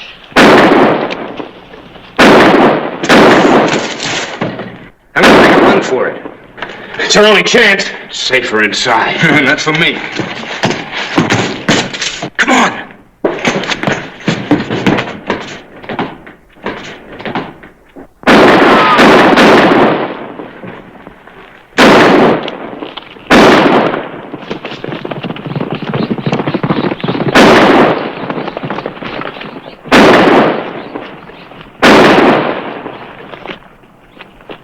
It's Dude and Reno! They got away! Sergeant! Send that boy out! You don't want to get him hurt, do you? Go ahead. Outside. I want to stay with you, Paul.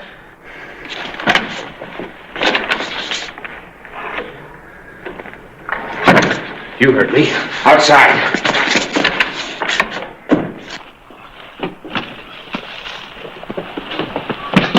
Get out of the way!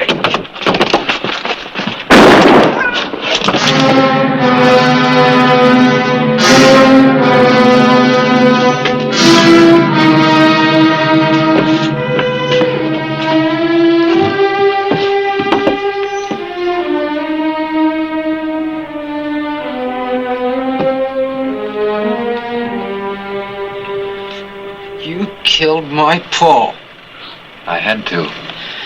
He never did nothing to you, and you shot him down. He was a wanted man. He was a good man. He was my Paul. Easy, boy. I'm gonna kill you someday, just like you killed him.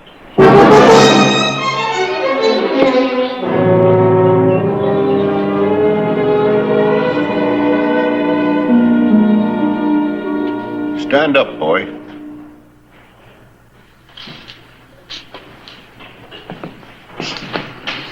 Why'd you come to Tombstone, Chet? When Ma died, my pa sent for me. Did you know that your father was an outlaw?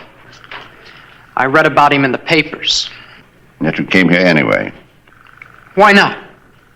He had more nerve than any man in Arizona. It said so in the papers. There's a better use for courage, boy, than robbing, stealing, and murdering. My pa wasn't afraid of nobody. And neither am I. Afraid's no use, Sheriff. Looks like this boy's heading for trouble.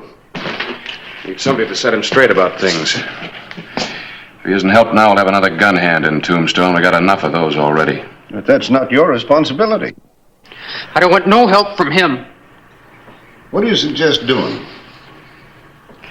Get him a job first thing. I think you're right. Work never hurt anybody, and sometimes it keeps them out of trouble.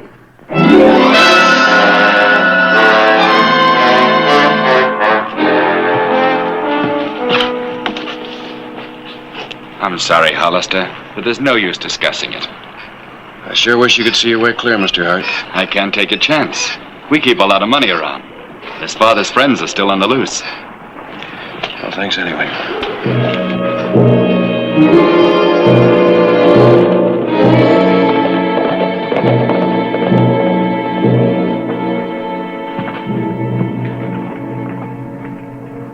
Those the only things you're interested in, Jet? I'm gonna have a gun. Did you ever shoot one? I'll learn. Only thing is, it's my business to be particular who carries a gun in this town. Come on.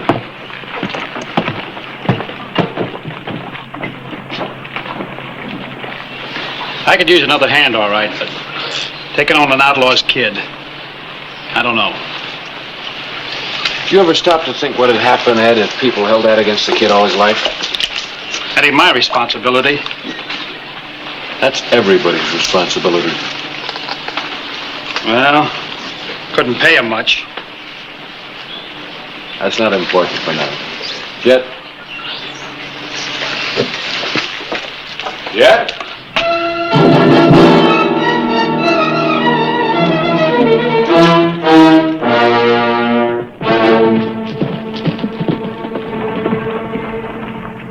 Mr. Hart, how much is that gun with the white grips?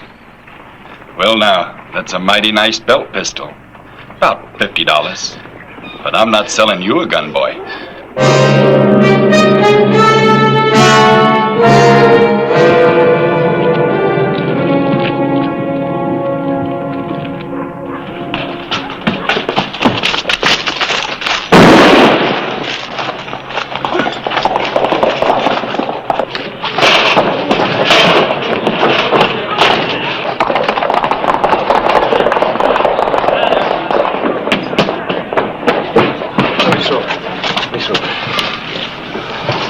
They got away with 2,000.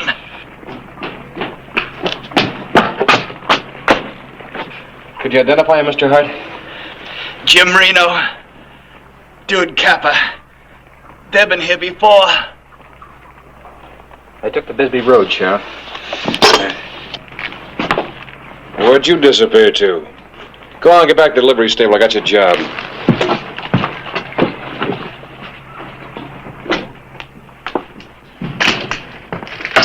Oh, Charlie. Any luck, Blake?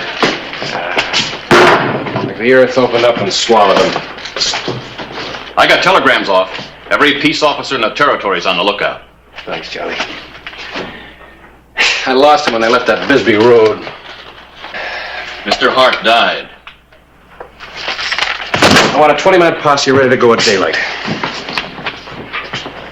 Clay, I think you should know what they're saying around town. What are they saying around town?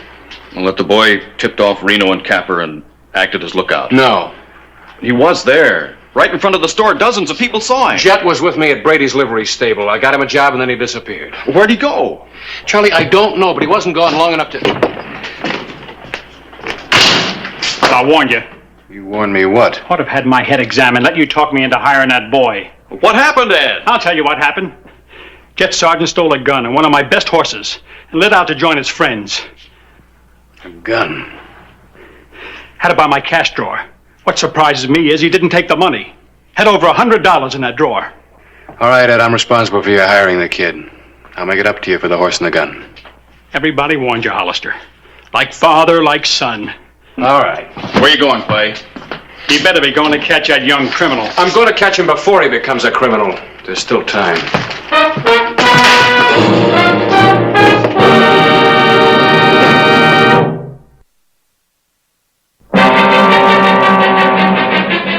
June 20, 1885. Jet Sargent rode fast and hard to Canelo Canyon. Clay Hollister followed his trail with ease.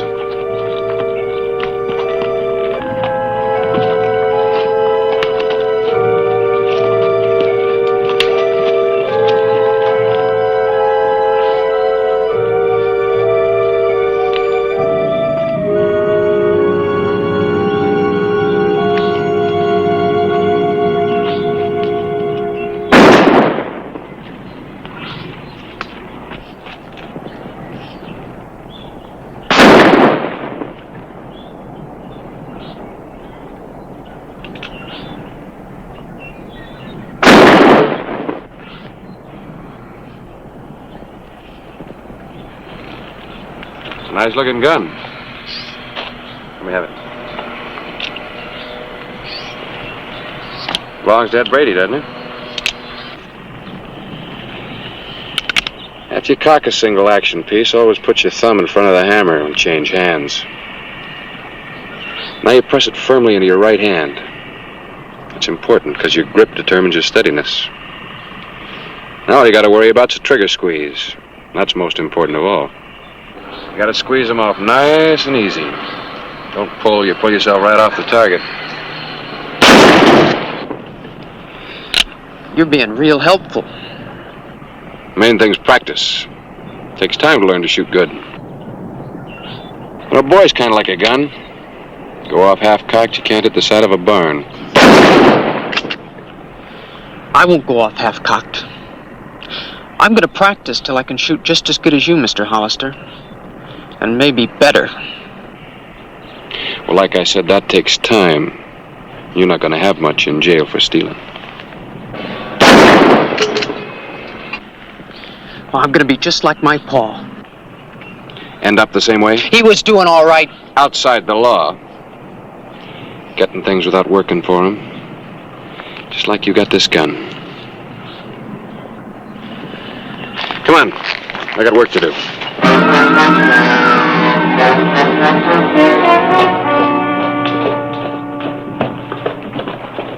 We found the horses, Clay, but Reno and Capper gave us a slip up in Skeleton Canyon. Put him in the livery stable. Where's Charlie? He's still out with the boys. Good. I got some business to take care of before I can ride out.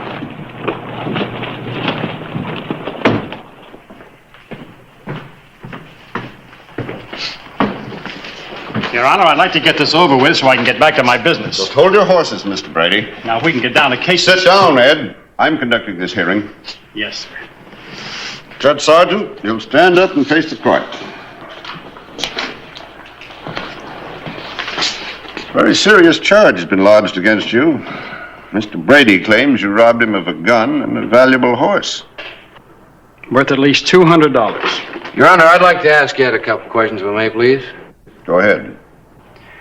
Ed, as I understand it, you claim to have lost a gun and a horse, right? You know I did. But I returned them both to you. Got nothing to do with it. Your Honor, can anything be lost if it's been returned? What kind of talk is that? Well, I'd like to think that the boy just borrowed your horse and gun to practice with. You know better than that. You really feel that? The other day you said this wasn't my responsibility. Now it is. What do you mean? Well, I got him the job, and that puts it up to me. Judge Sargent, do you know what this man has done for you?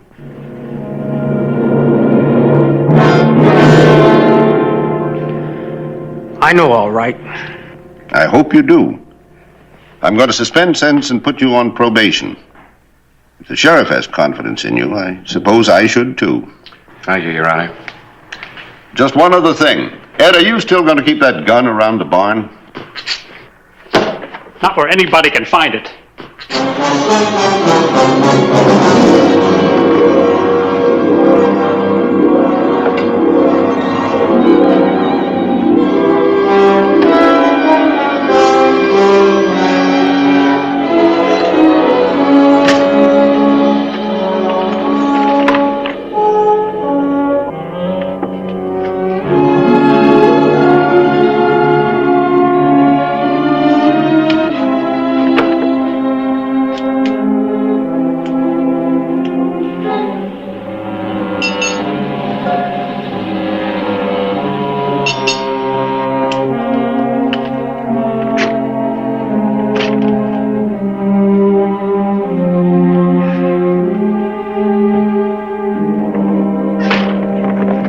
June 21, 1885. Jed Sargent rode again to Canelo Canyon. He was driven by a fierce determination.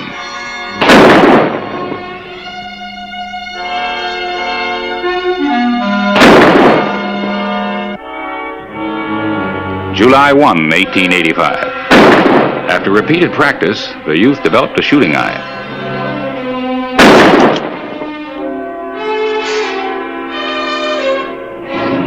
July 3, 1885. Throw me all day with that horse. Come on.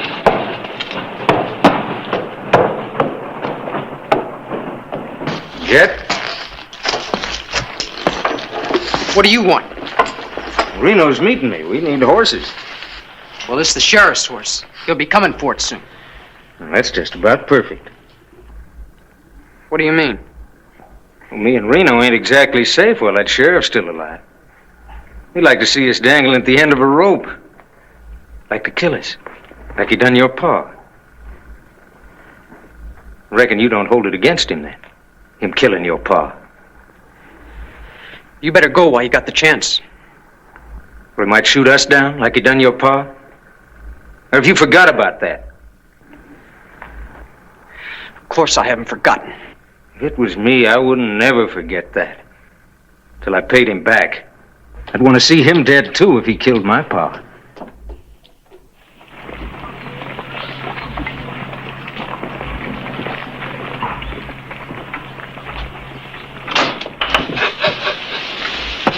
How's Jet doing, Ed? Oh. Well, I haven't missed anything. Well, maybe he learned his lesson.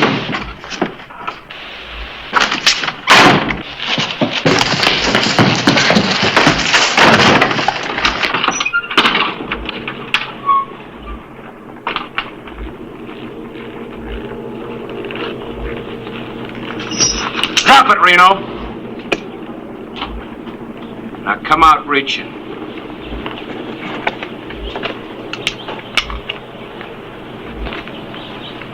Right there.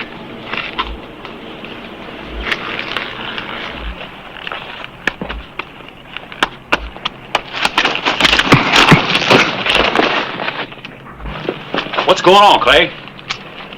Keep this one here. His partner may be inside. Sure.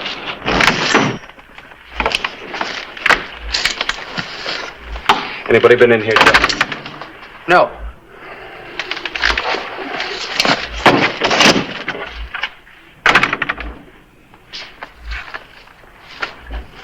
I told you. I got nothing to say. Where you gonna meet Capper after you stole the horses? Give up, lawman. I ain't squealing on a partner. Beat it out of him, Hollister. Why don't you go back to your livery stable, Ed? Supposing Duke Capper shows up. I hope he does. Charlie Riggs is on guard. He's not after you, deputy. He's gonna get you. Maybe. You better be careful, Hollister. As long as you're alive, he knows there's a noose waiting for him. That's right. Come on, boy, let's lock you up. All you gotta do is act natural. Comes in for his horse, I let him have it. You're with me, aren't you, kid? I guess your pa didn't mean nothing to you. He was a fine man, I know. I rode with him. There wasn't any man I ever respected more. I guess he don't mean much to you, or you'd want to see his murderer killed off. Just like he killed your pa. I'm offering to do it for you, kid. All you gotta do is bring him close to me. I'll shoot him in the back. Let me handle this. I'll do it myself. You don't even have a gun. I know what I'm doing.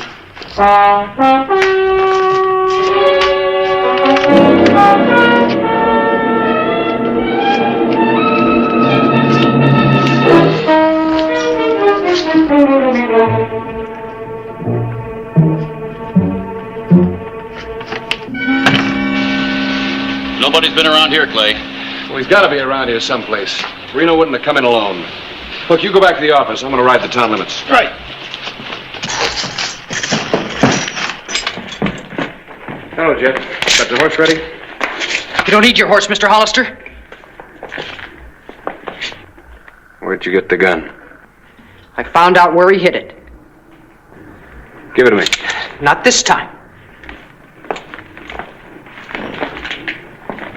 You don't know what you're doing, kid.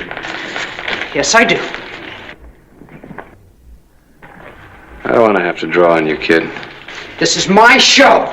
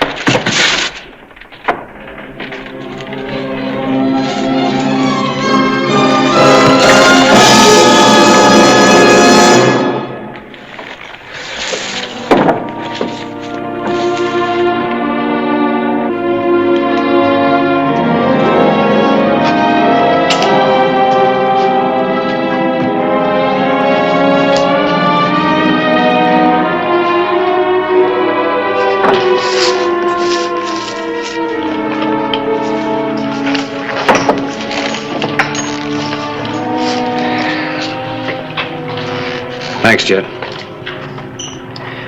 You helped me.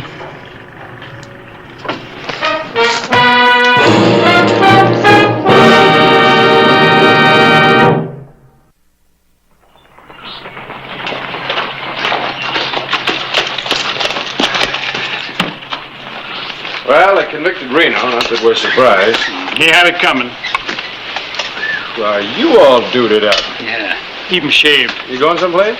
Tucson on business. Oh, gonna lock up the stable. No need. Got an able hand. Mr. Sergeant.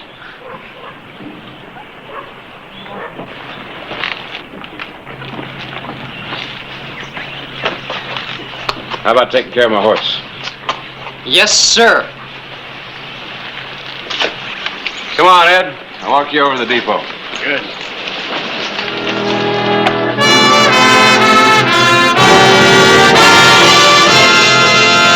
Code of an eye for an eye.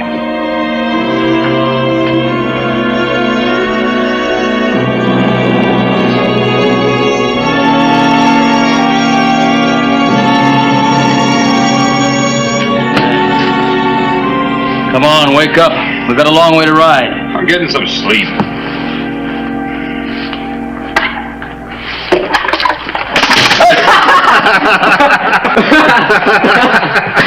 All right. Why can't we hold up here? We gotta be in Tombstone tomorrow morning. We're gonna be there when Mr. Frank Leslie steps off of that stage. I've been waiting a long time for this. Well, we couldn't have gunned him when he was in the pen. Not we, Hank. This'll be my pleasure. Well, why do we have to kill ourselves to get there? We've been waiting 5 years. One more day ain't gonna hurt us. Are you forgetting there'd be 5 of us instead of 4 if Leslie hadn't gunned down Steve? I ain't forgetting nothing. All right.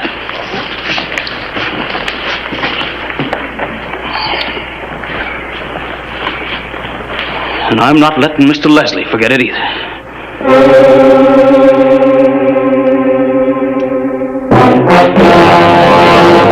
An actual account from the pages of my newspaper, the Tombstone Epitaph. This is the way it happened, in the town too tough to die.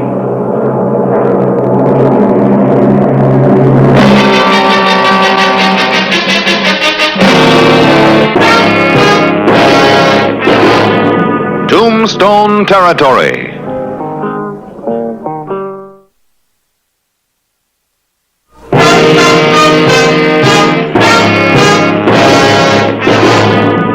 October 10, 1887.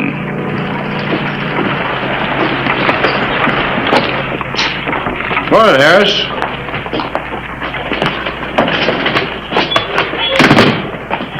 Frank Leslie comes in on the afternoon stage today. You want an orange? Well, haven't you something to say about Leslie? Guaranteed fresh from Sonora. It isn't every afternoon we get a paroled gunman back in town. Look, Harris. Frank Leslie minds his own business and sticks to the terms of his parole. That's good enough for me. Well, maybe he will. 5 years in Yuma can do something to a man. We'll see. He owes it to Doris Markham. If she hadn't pulled important wires, he'd be doing another 10 years. Yeah, Doris Markham's sure one strong-minded woman. She sure is. And trouble with Leslie would mean trouble with her.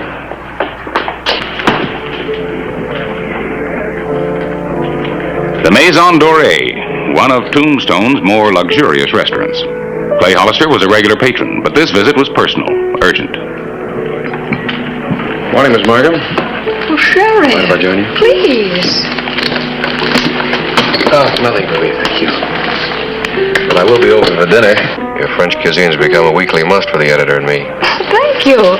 I try to make the menu of the Maison Dorée a little different. You've made it quite famous since your husband's death. You want to talk about Frank, I suppose. Just don't want any trouble. You don't think we do? Now, look. All Frank wants is to be left alone. He told me the last time we talked. A man behind bars will say a lot of things. Well, Frank meant it. The only reason he's coming back to Tombstone is because of me. We're going to be married. What's Frank going to do when he hears that old story about how he gunned down your husband? 5 years is a long time. People forget. You're expecting an awful lot, Mrs. Markham. The whole territory knows that story. Steve was no good. He had it coming. He forced it. I was there.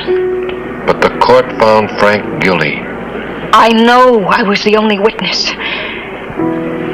And a wife isn't allowed to testify against her husband. Well, it's all in the past now. All we want is to be left alone. As far as I'm concerned, you will be. But I'll drop over this afternoon and have a talk with Frank anyway. You don't have to worry about him. That's good.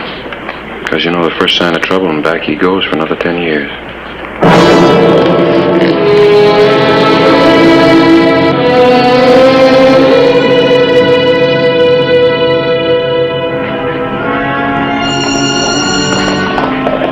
High noon saw Laredo and his brothers ride into Tombstone, a few hours before the stage from Tucson was due.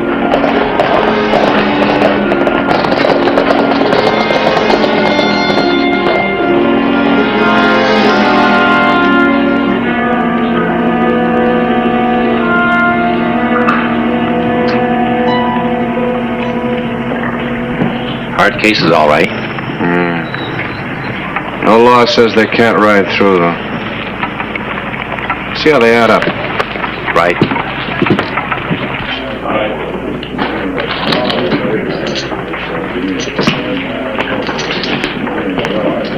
Barkeep says that stage will be in about 3 o'clock. I'll slip you go down and check on it. All right, deal him, Hank. Cut.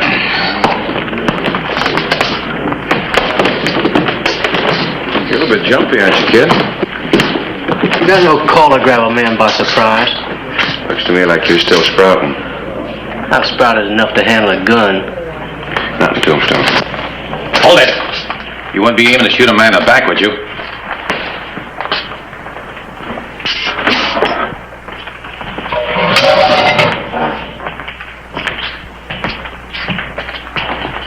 We're not looking for any trouble with you, Sheriff. Well, that's nice, because we don't want any trouble either. Since you seem to be talking for your boys, I give you a word of warning, though. I'm listening. Keep your guns holstered until you clear town. And suppose our business calls for other plans. Well, maybe you better change your plans, then.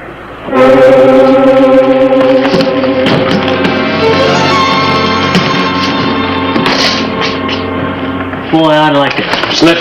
Now take it easy, kid. We've got more important things to do. Now you go on down and check that stage. Go on.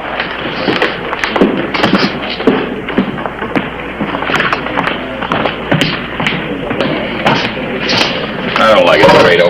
That Johnny Laws know what to fool around with. We came here to do a job. Be easier tonight. Leslie never know what hit him. Sandy, that's just it. I want him to know. I want him looking right down at the point of my gun. So no back shooting now, understand? Sure, Laredo, sure. Where are you going to nail him, Laredo? Stage station? No. Now, where do you suppose would be the first place that he'd go, huh? The Maison. And we'll gun him right there in front of his lady friend. Steve would have liked that, Hank. Yeah. Doris will be a little surprised meeting families you never saw before. The stage from Tucson rolled in on time. The man who had been known as the fastest gun in the territory stepped off. Buckskin Frank Leslie.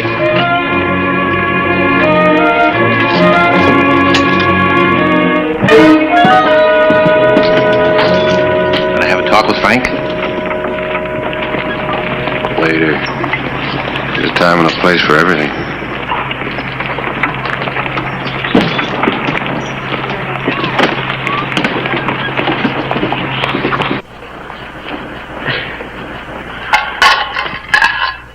We got her all nervous. She's pretty, too. Keep your mind on what we're here for.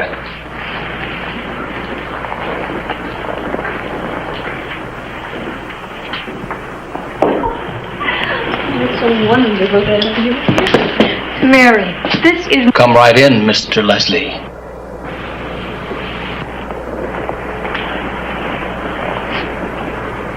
Step aside, Doris. What's the matter, Doris?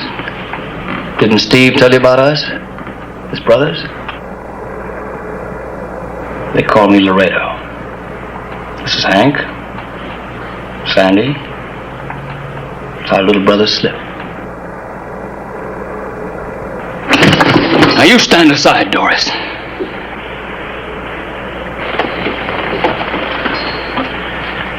My business is with Mr. Leslie. Sorry I can't accommodate you, Laredo. I have no gun. You can't talk your way out of this, Leslie.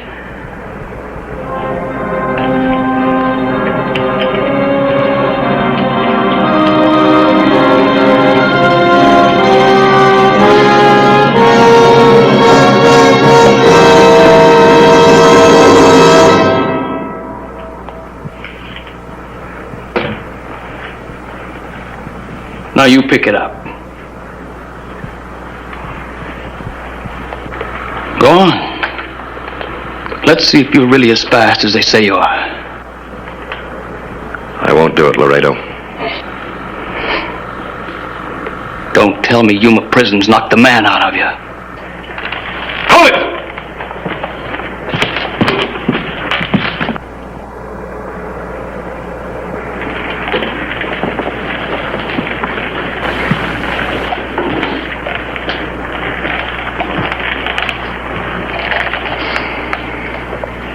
You about trouble? We haven't been any laws yet. But I'll finish this when he's man enough to carry a gun. Frank.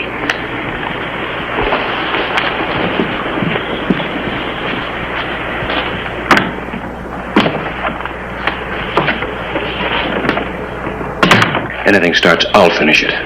Now you got until sundown to clear town. All of you.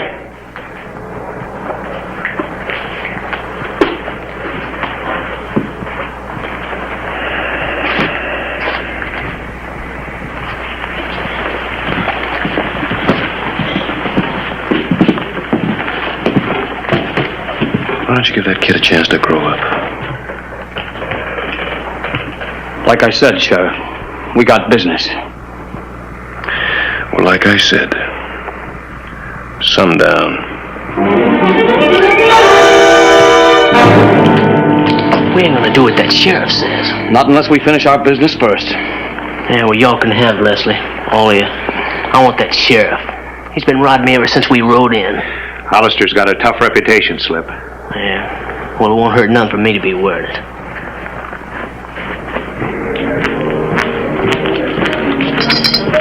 Gotta reply to your wire. No, thank you.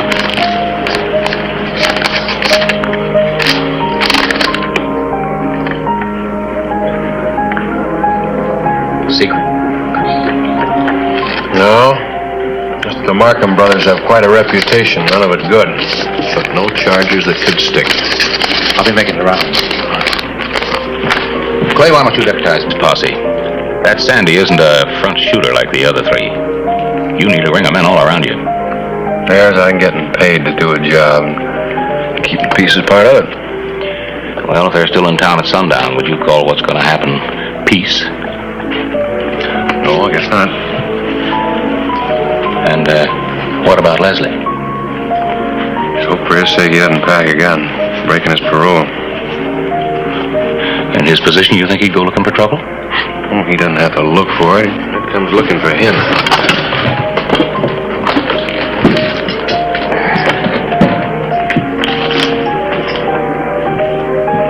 Miss Markham, Frank, what do we owe you? This one's on the house, Sheriff. And thank you for your help this afternoon. Well, thank you.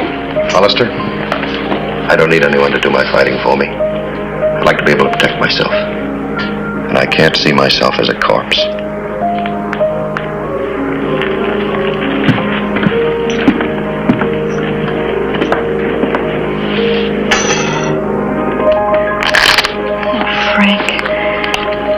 Doris, you've got to understand. We can't have any peace or life of our own until this is settled.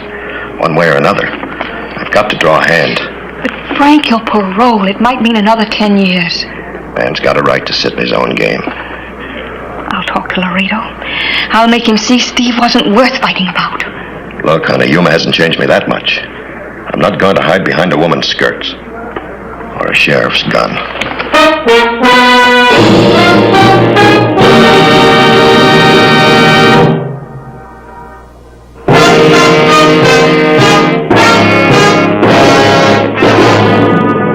The evening of October 10, 1887. Sundown and showdown. Everything's still quiet. How about the Markhams? Still making big talk at the palace.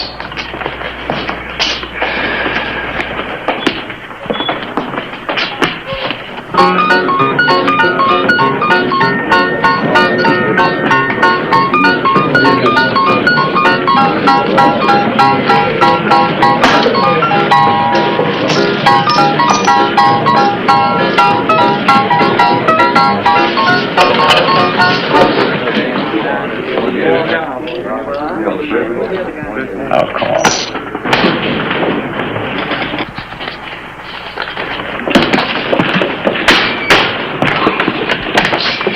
Frank's on his way to the Crystal Palace. You've got to go down and stop it. I don't know.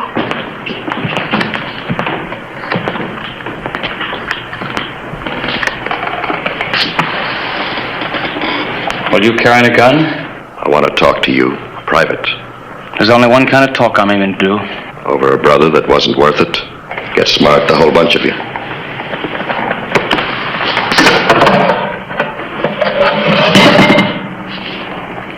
We're wasting a lot of time, Leslie. Now, what do I have to do to make you draw?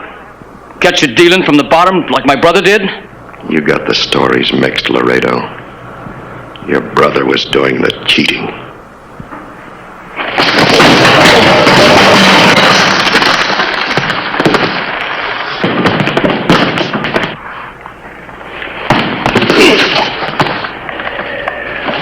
Got you again.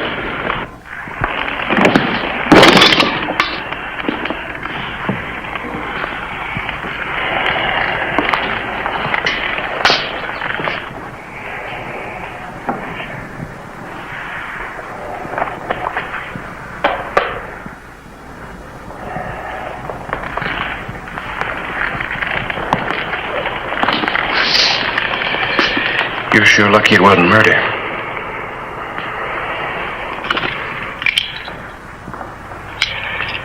30 more minutes before dark. Won't be any talk after that.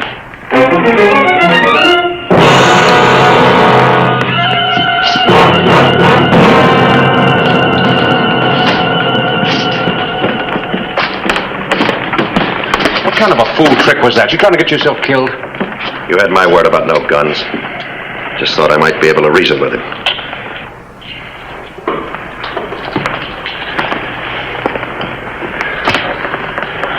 Looks like we're gonna have to take care of Hollister first.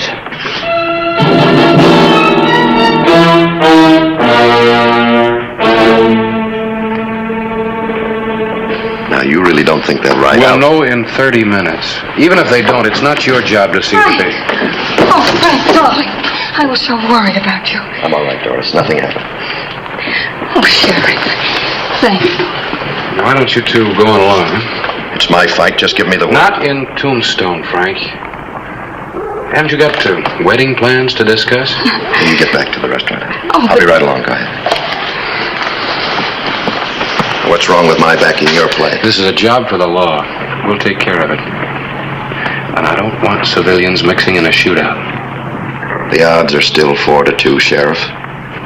They usually are.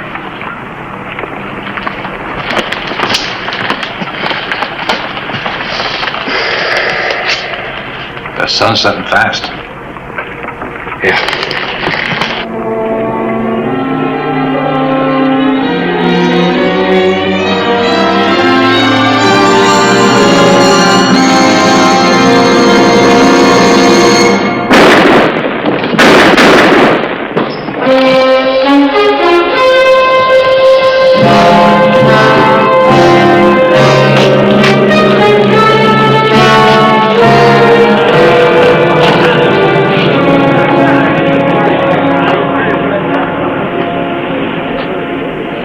There's one Markham less.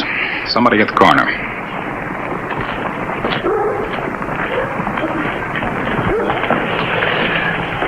How is it, Slim? Clean through. I stopped worse.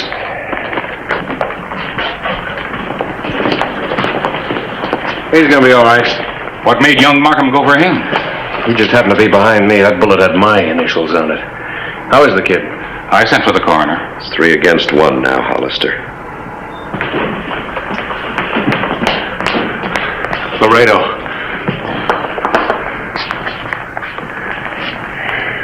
Slip's dead. Slip? What happened? That lawman.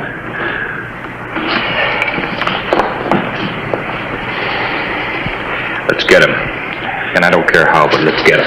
No.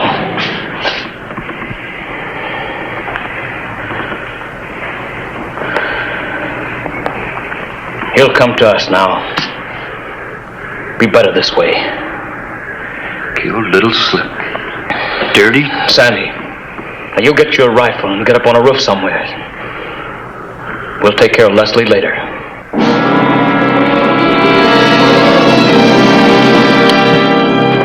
I'll be all right, thanks.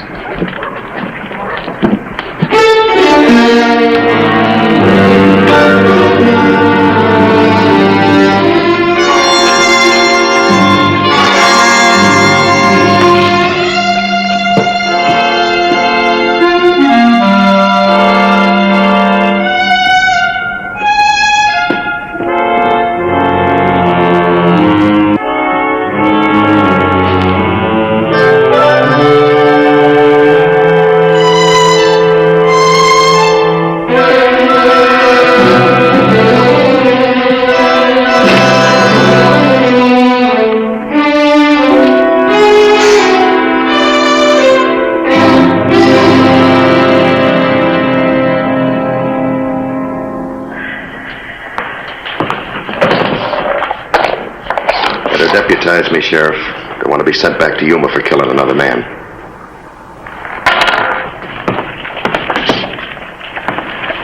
You're deputized.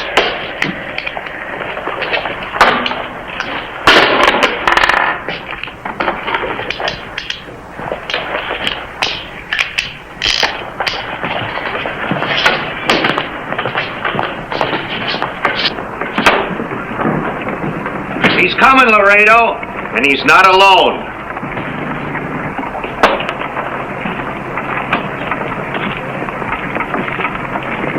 Harris. Go on back. I need somebody to print the epitaphs.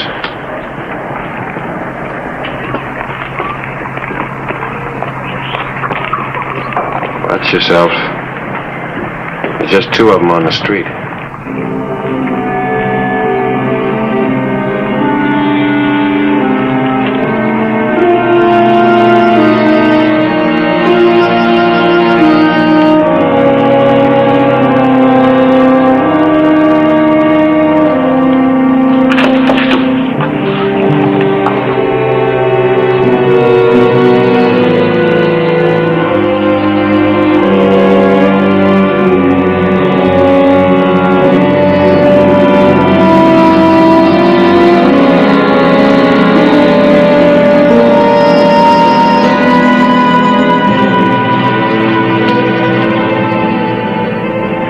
On Laredo, he'll move first. Got a feeling someone else has got their eyes on us. Yeah. Right on our backs. What is it? Your deputy just got Sandy. Well, I told him to go get his shoulder patched up. How do you like the odds now, Laredo? It's 2 against 2.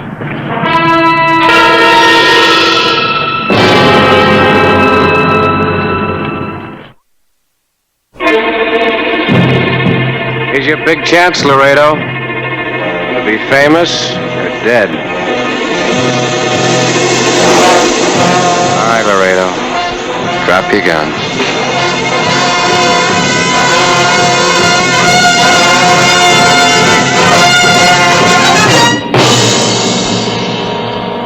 All right.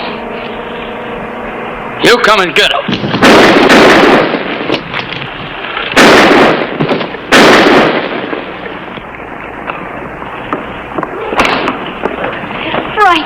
Frank, open the door.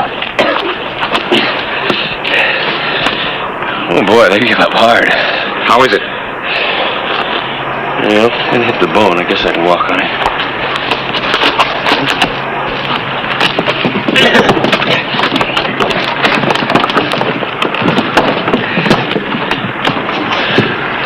The thing that bothers me, Harris,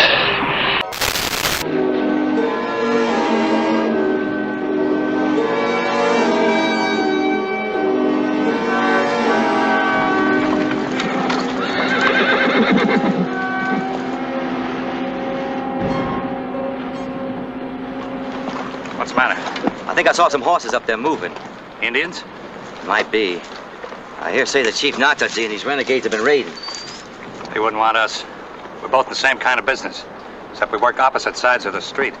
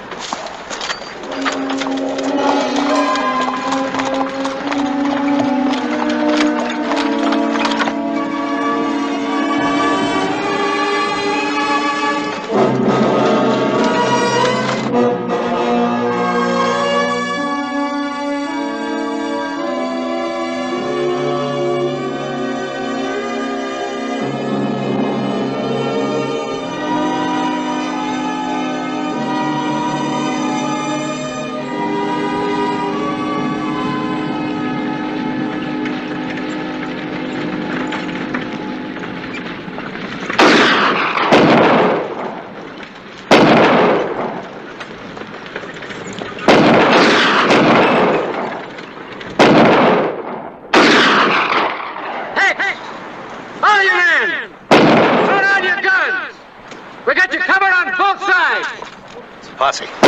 Telegraph wires are down. How would a posse know we were here? How would the whole town of Osage know we were coming? Looks like Joe Parsons double-crossing us good. You gonna drop him, Hicks? How many you figure are? No, tell him. You hear me, Hicks? Everybody get in the wagon. We're going through that pass.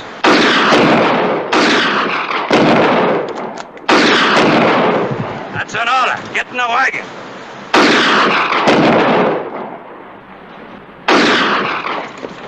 Get the women and the old man up front. If they start throwing anything at us, it'll get them first. Wait a minute. I'm not taking any more arguments from you, Shelton. We're gonna fight like men, like soldiers, or we won't fight at all. I'm not gonna tell you again. Now listen to me.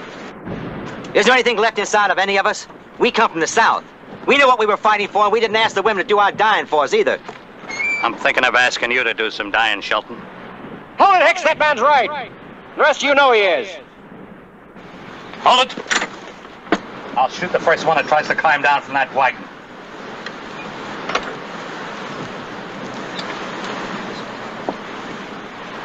Now, Shelton. Hicks!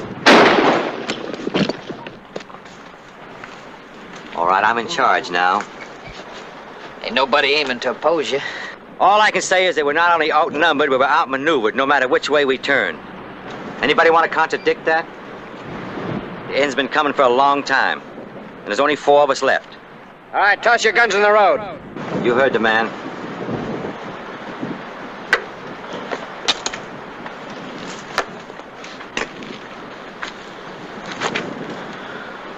Harris!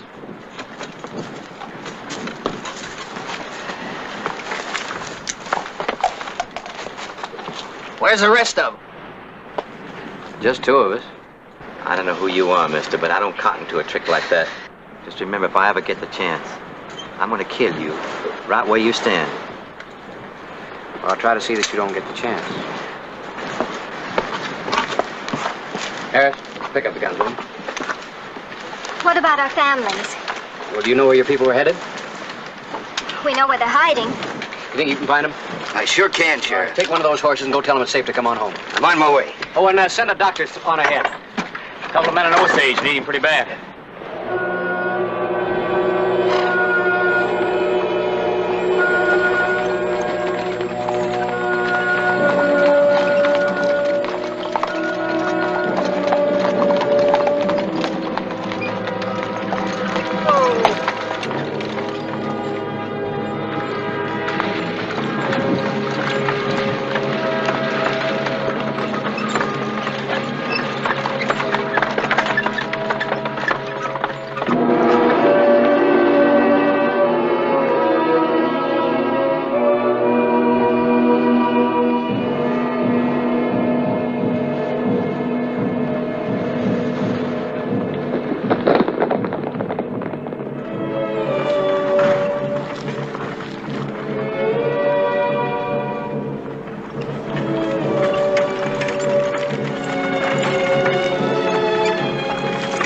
Late afternoon, June 14, 1881. The gamble had paid off, but there was still a scent of battle in the air. Apaches. Chief Natazi, marauders. Can we make it to Osage? No, that's what they want us to do, is run. Pull a wagon in there. They can't get behind us.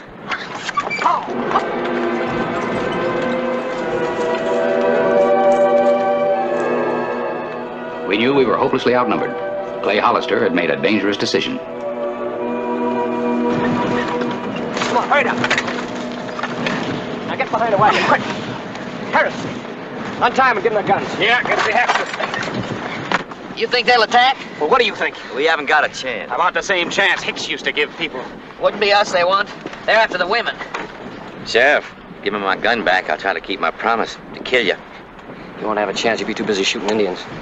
Besides, I'll be behind you. I'll take care of you later. Get back away.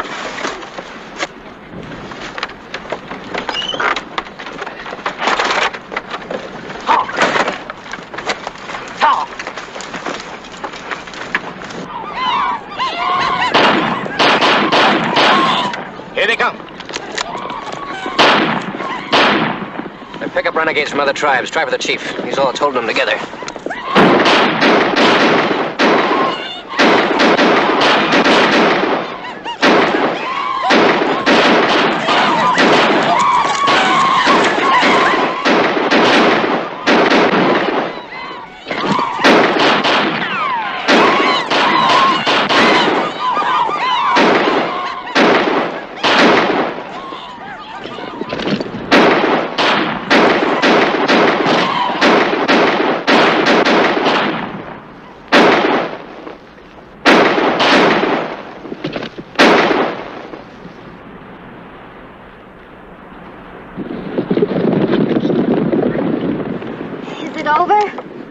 No, ma'am.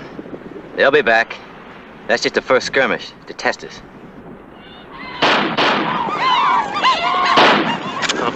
Come again.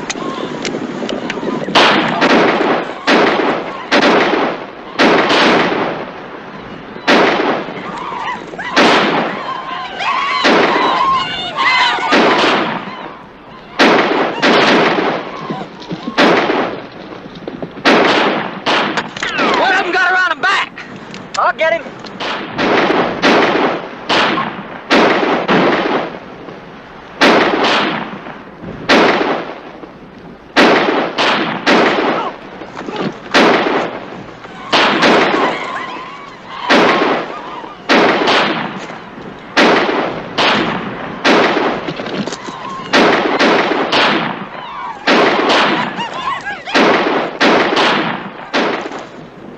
Dead. Jack! You think, Harris? We're nearly out of ammunition, Clay. And they know it. Next time they'll ride right over us. Well, what do? Die here with a purpose? Or die later?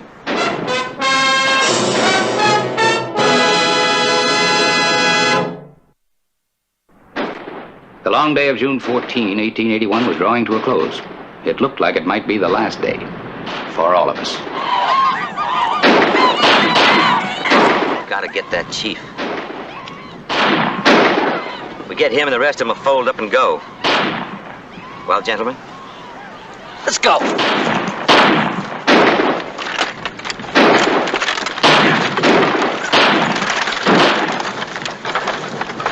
They're running for it.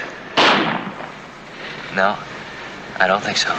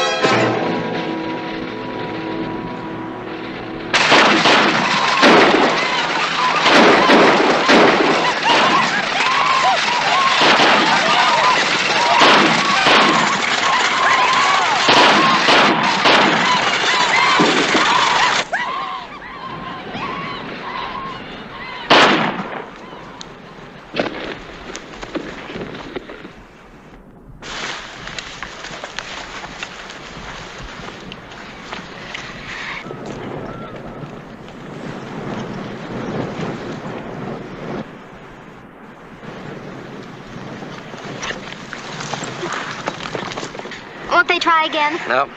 Not Isaiah's dead. Thanks to the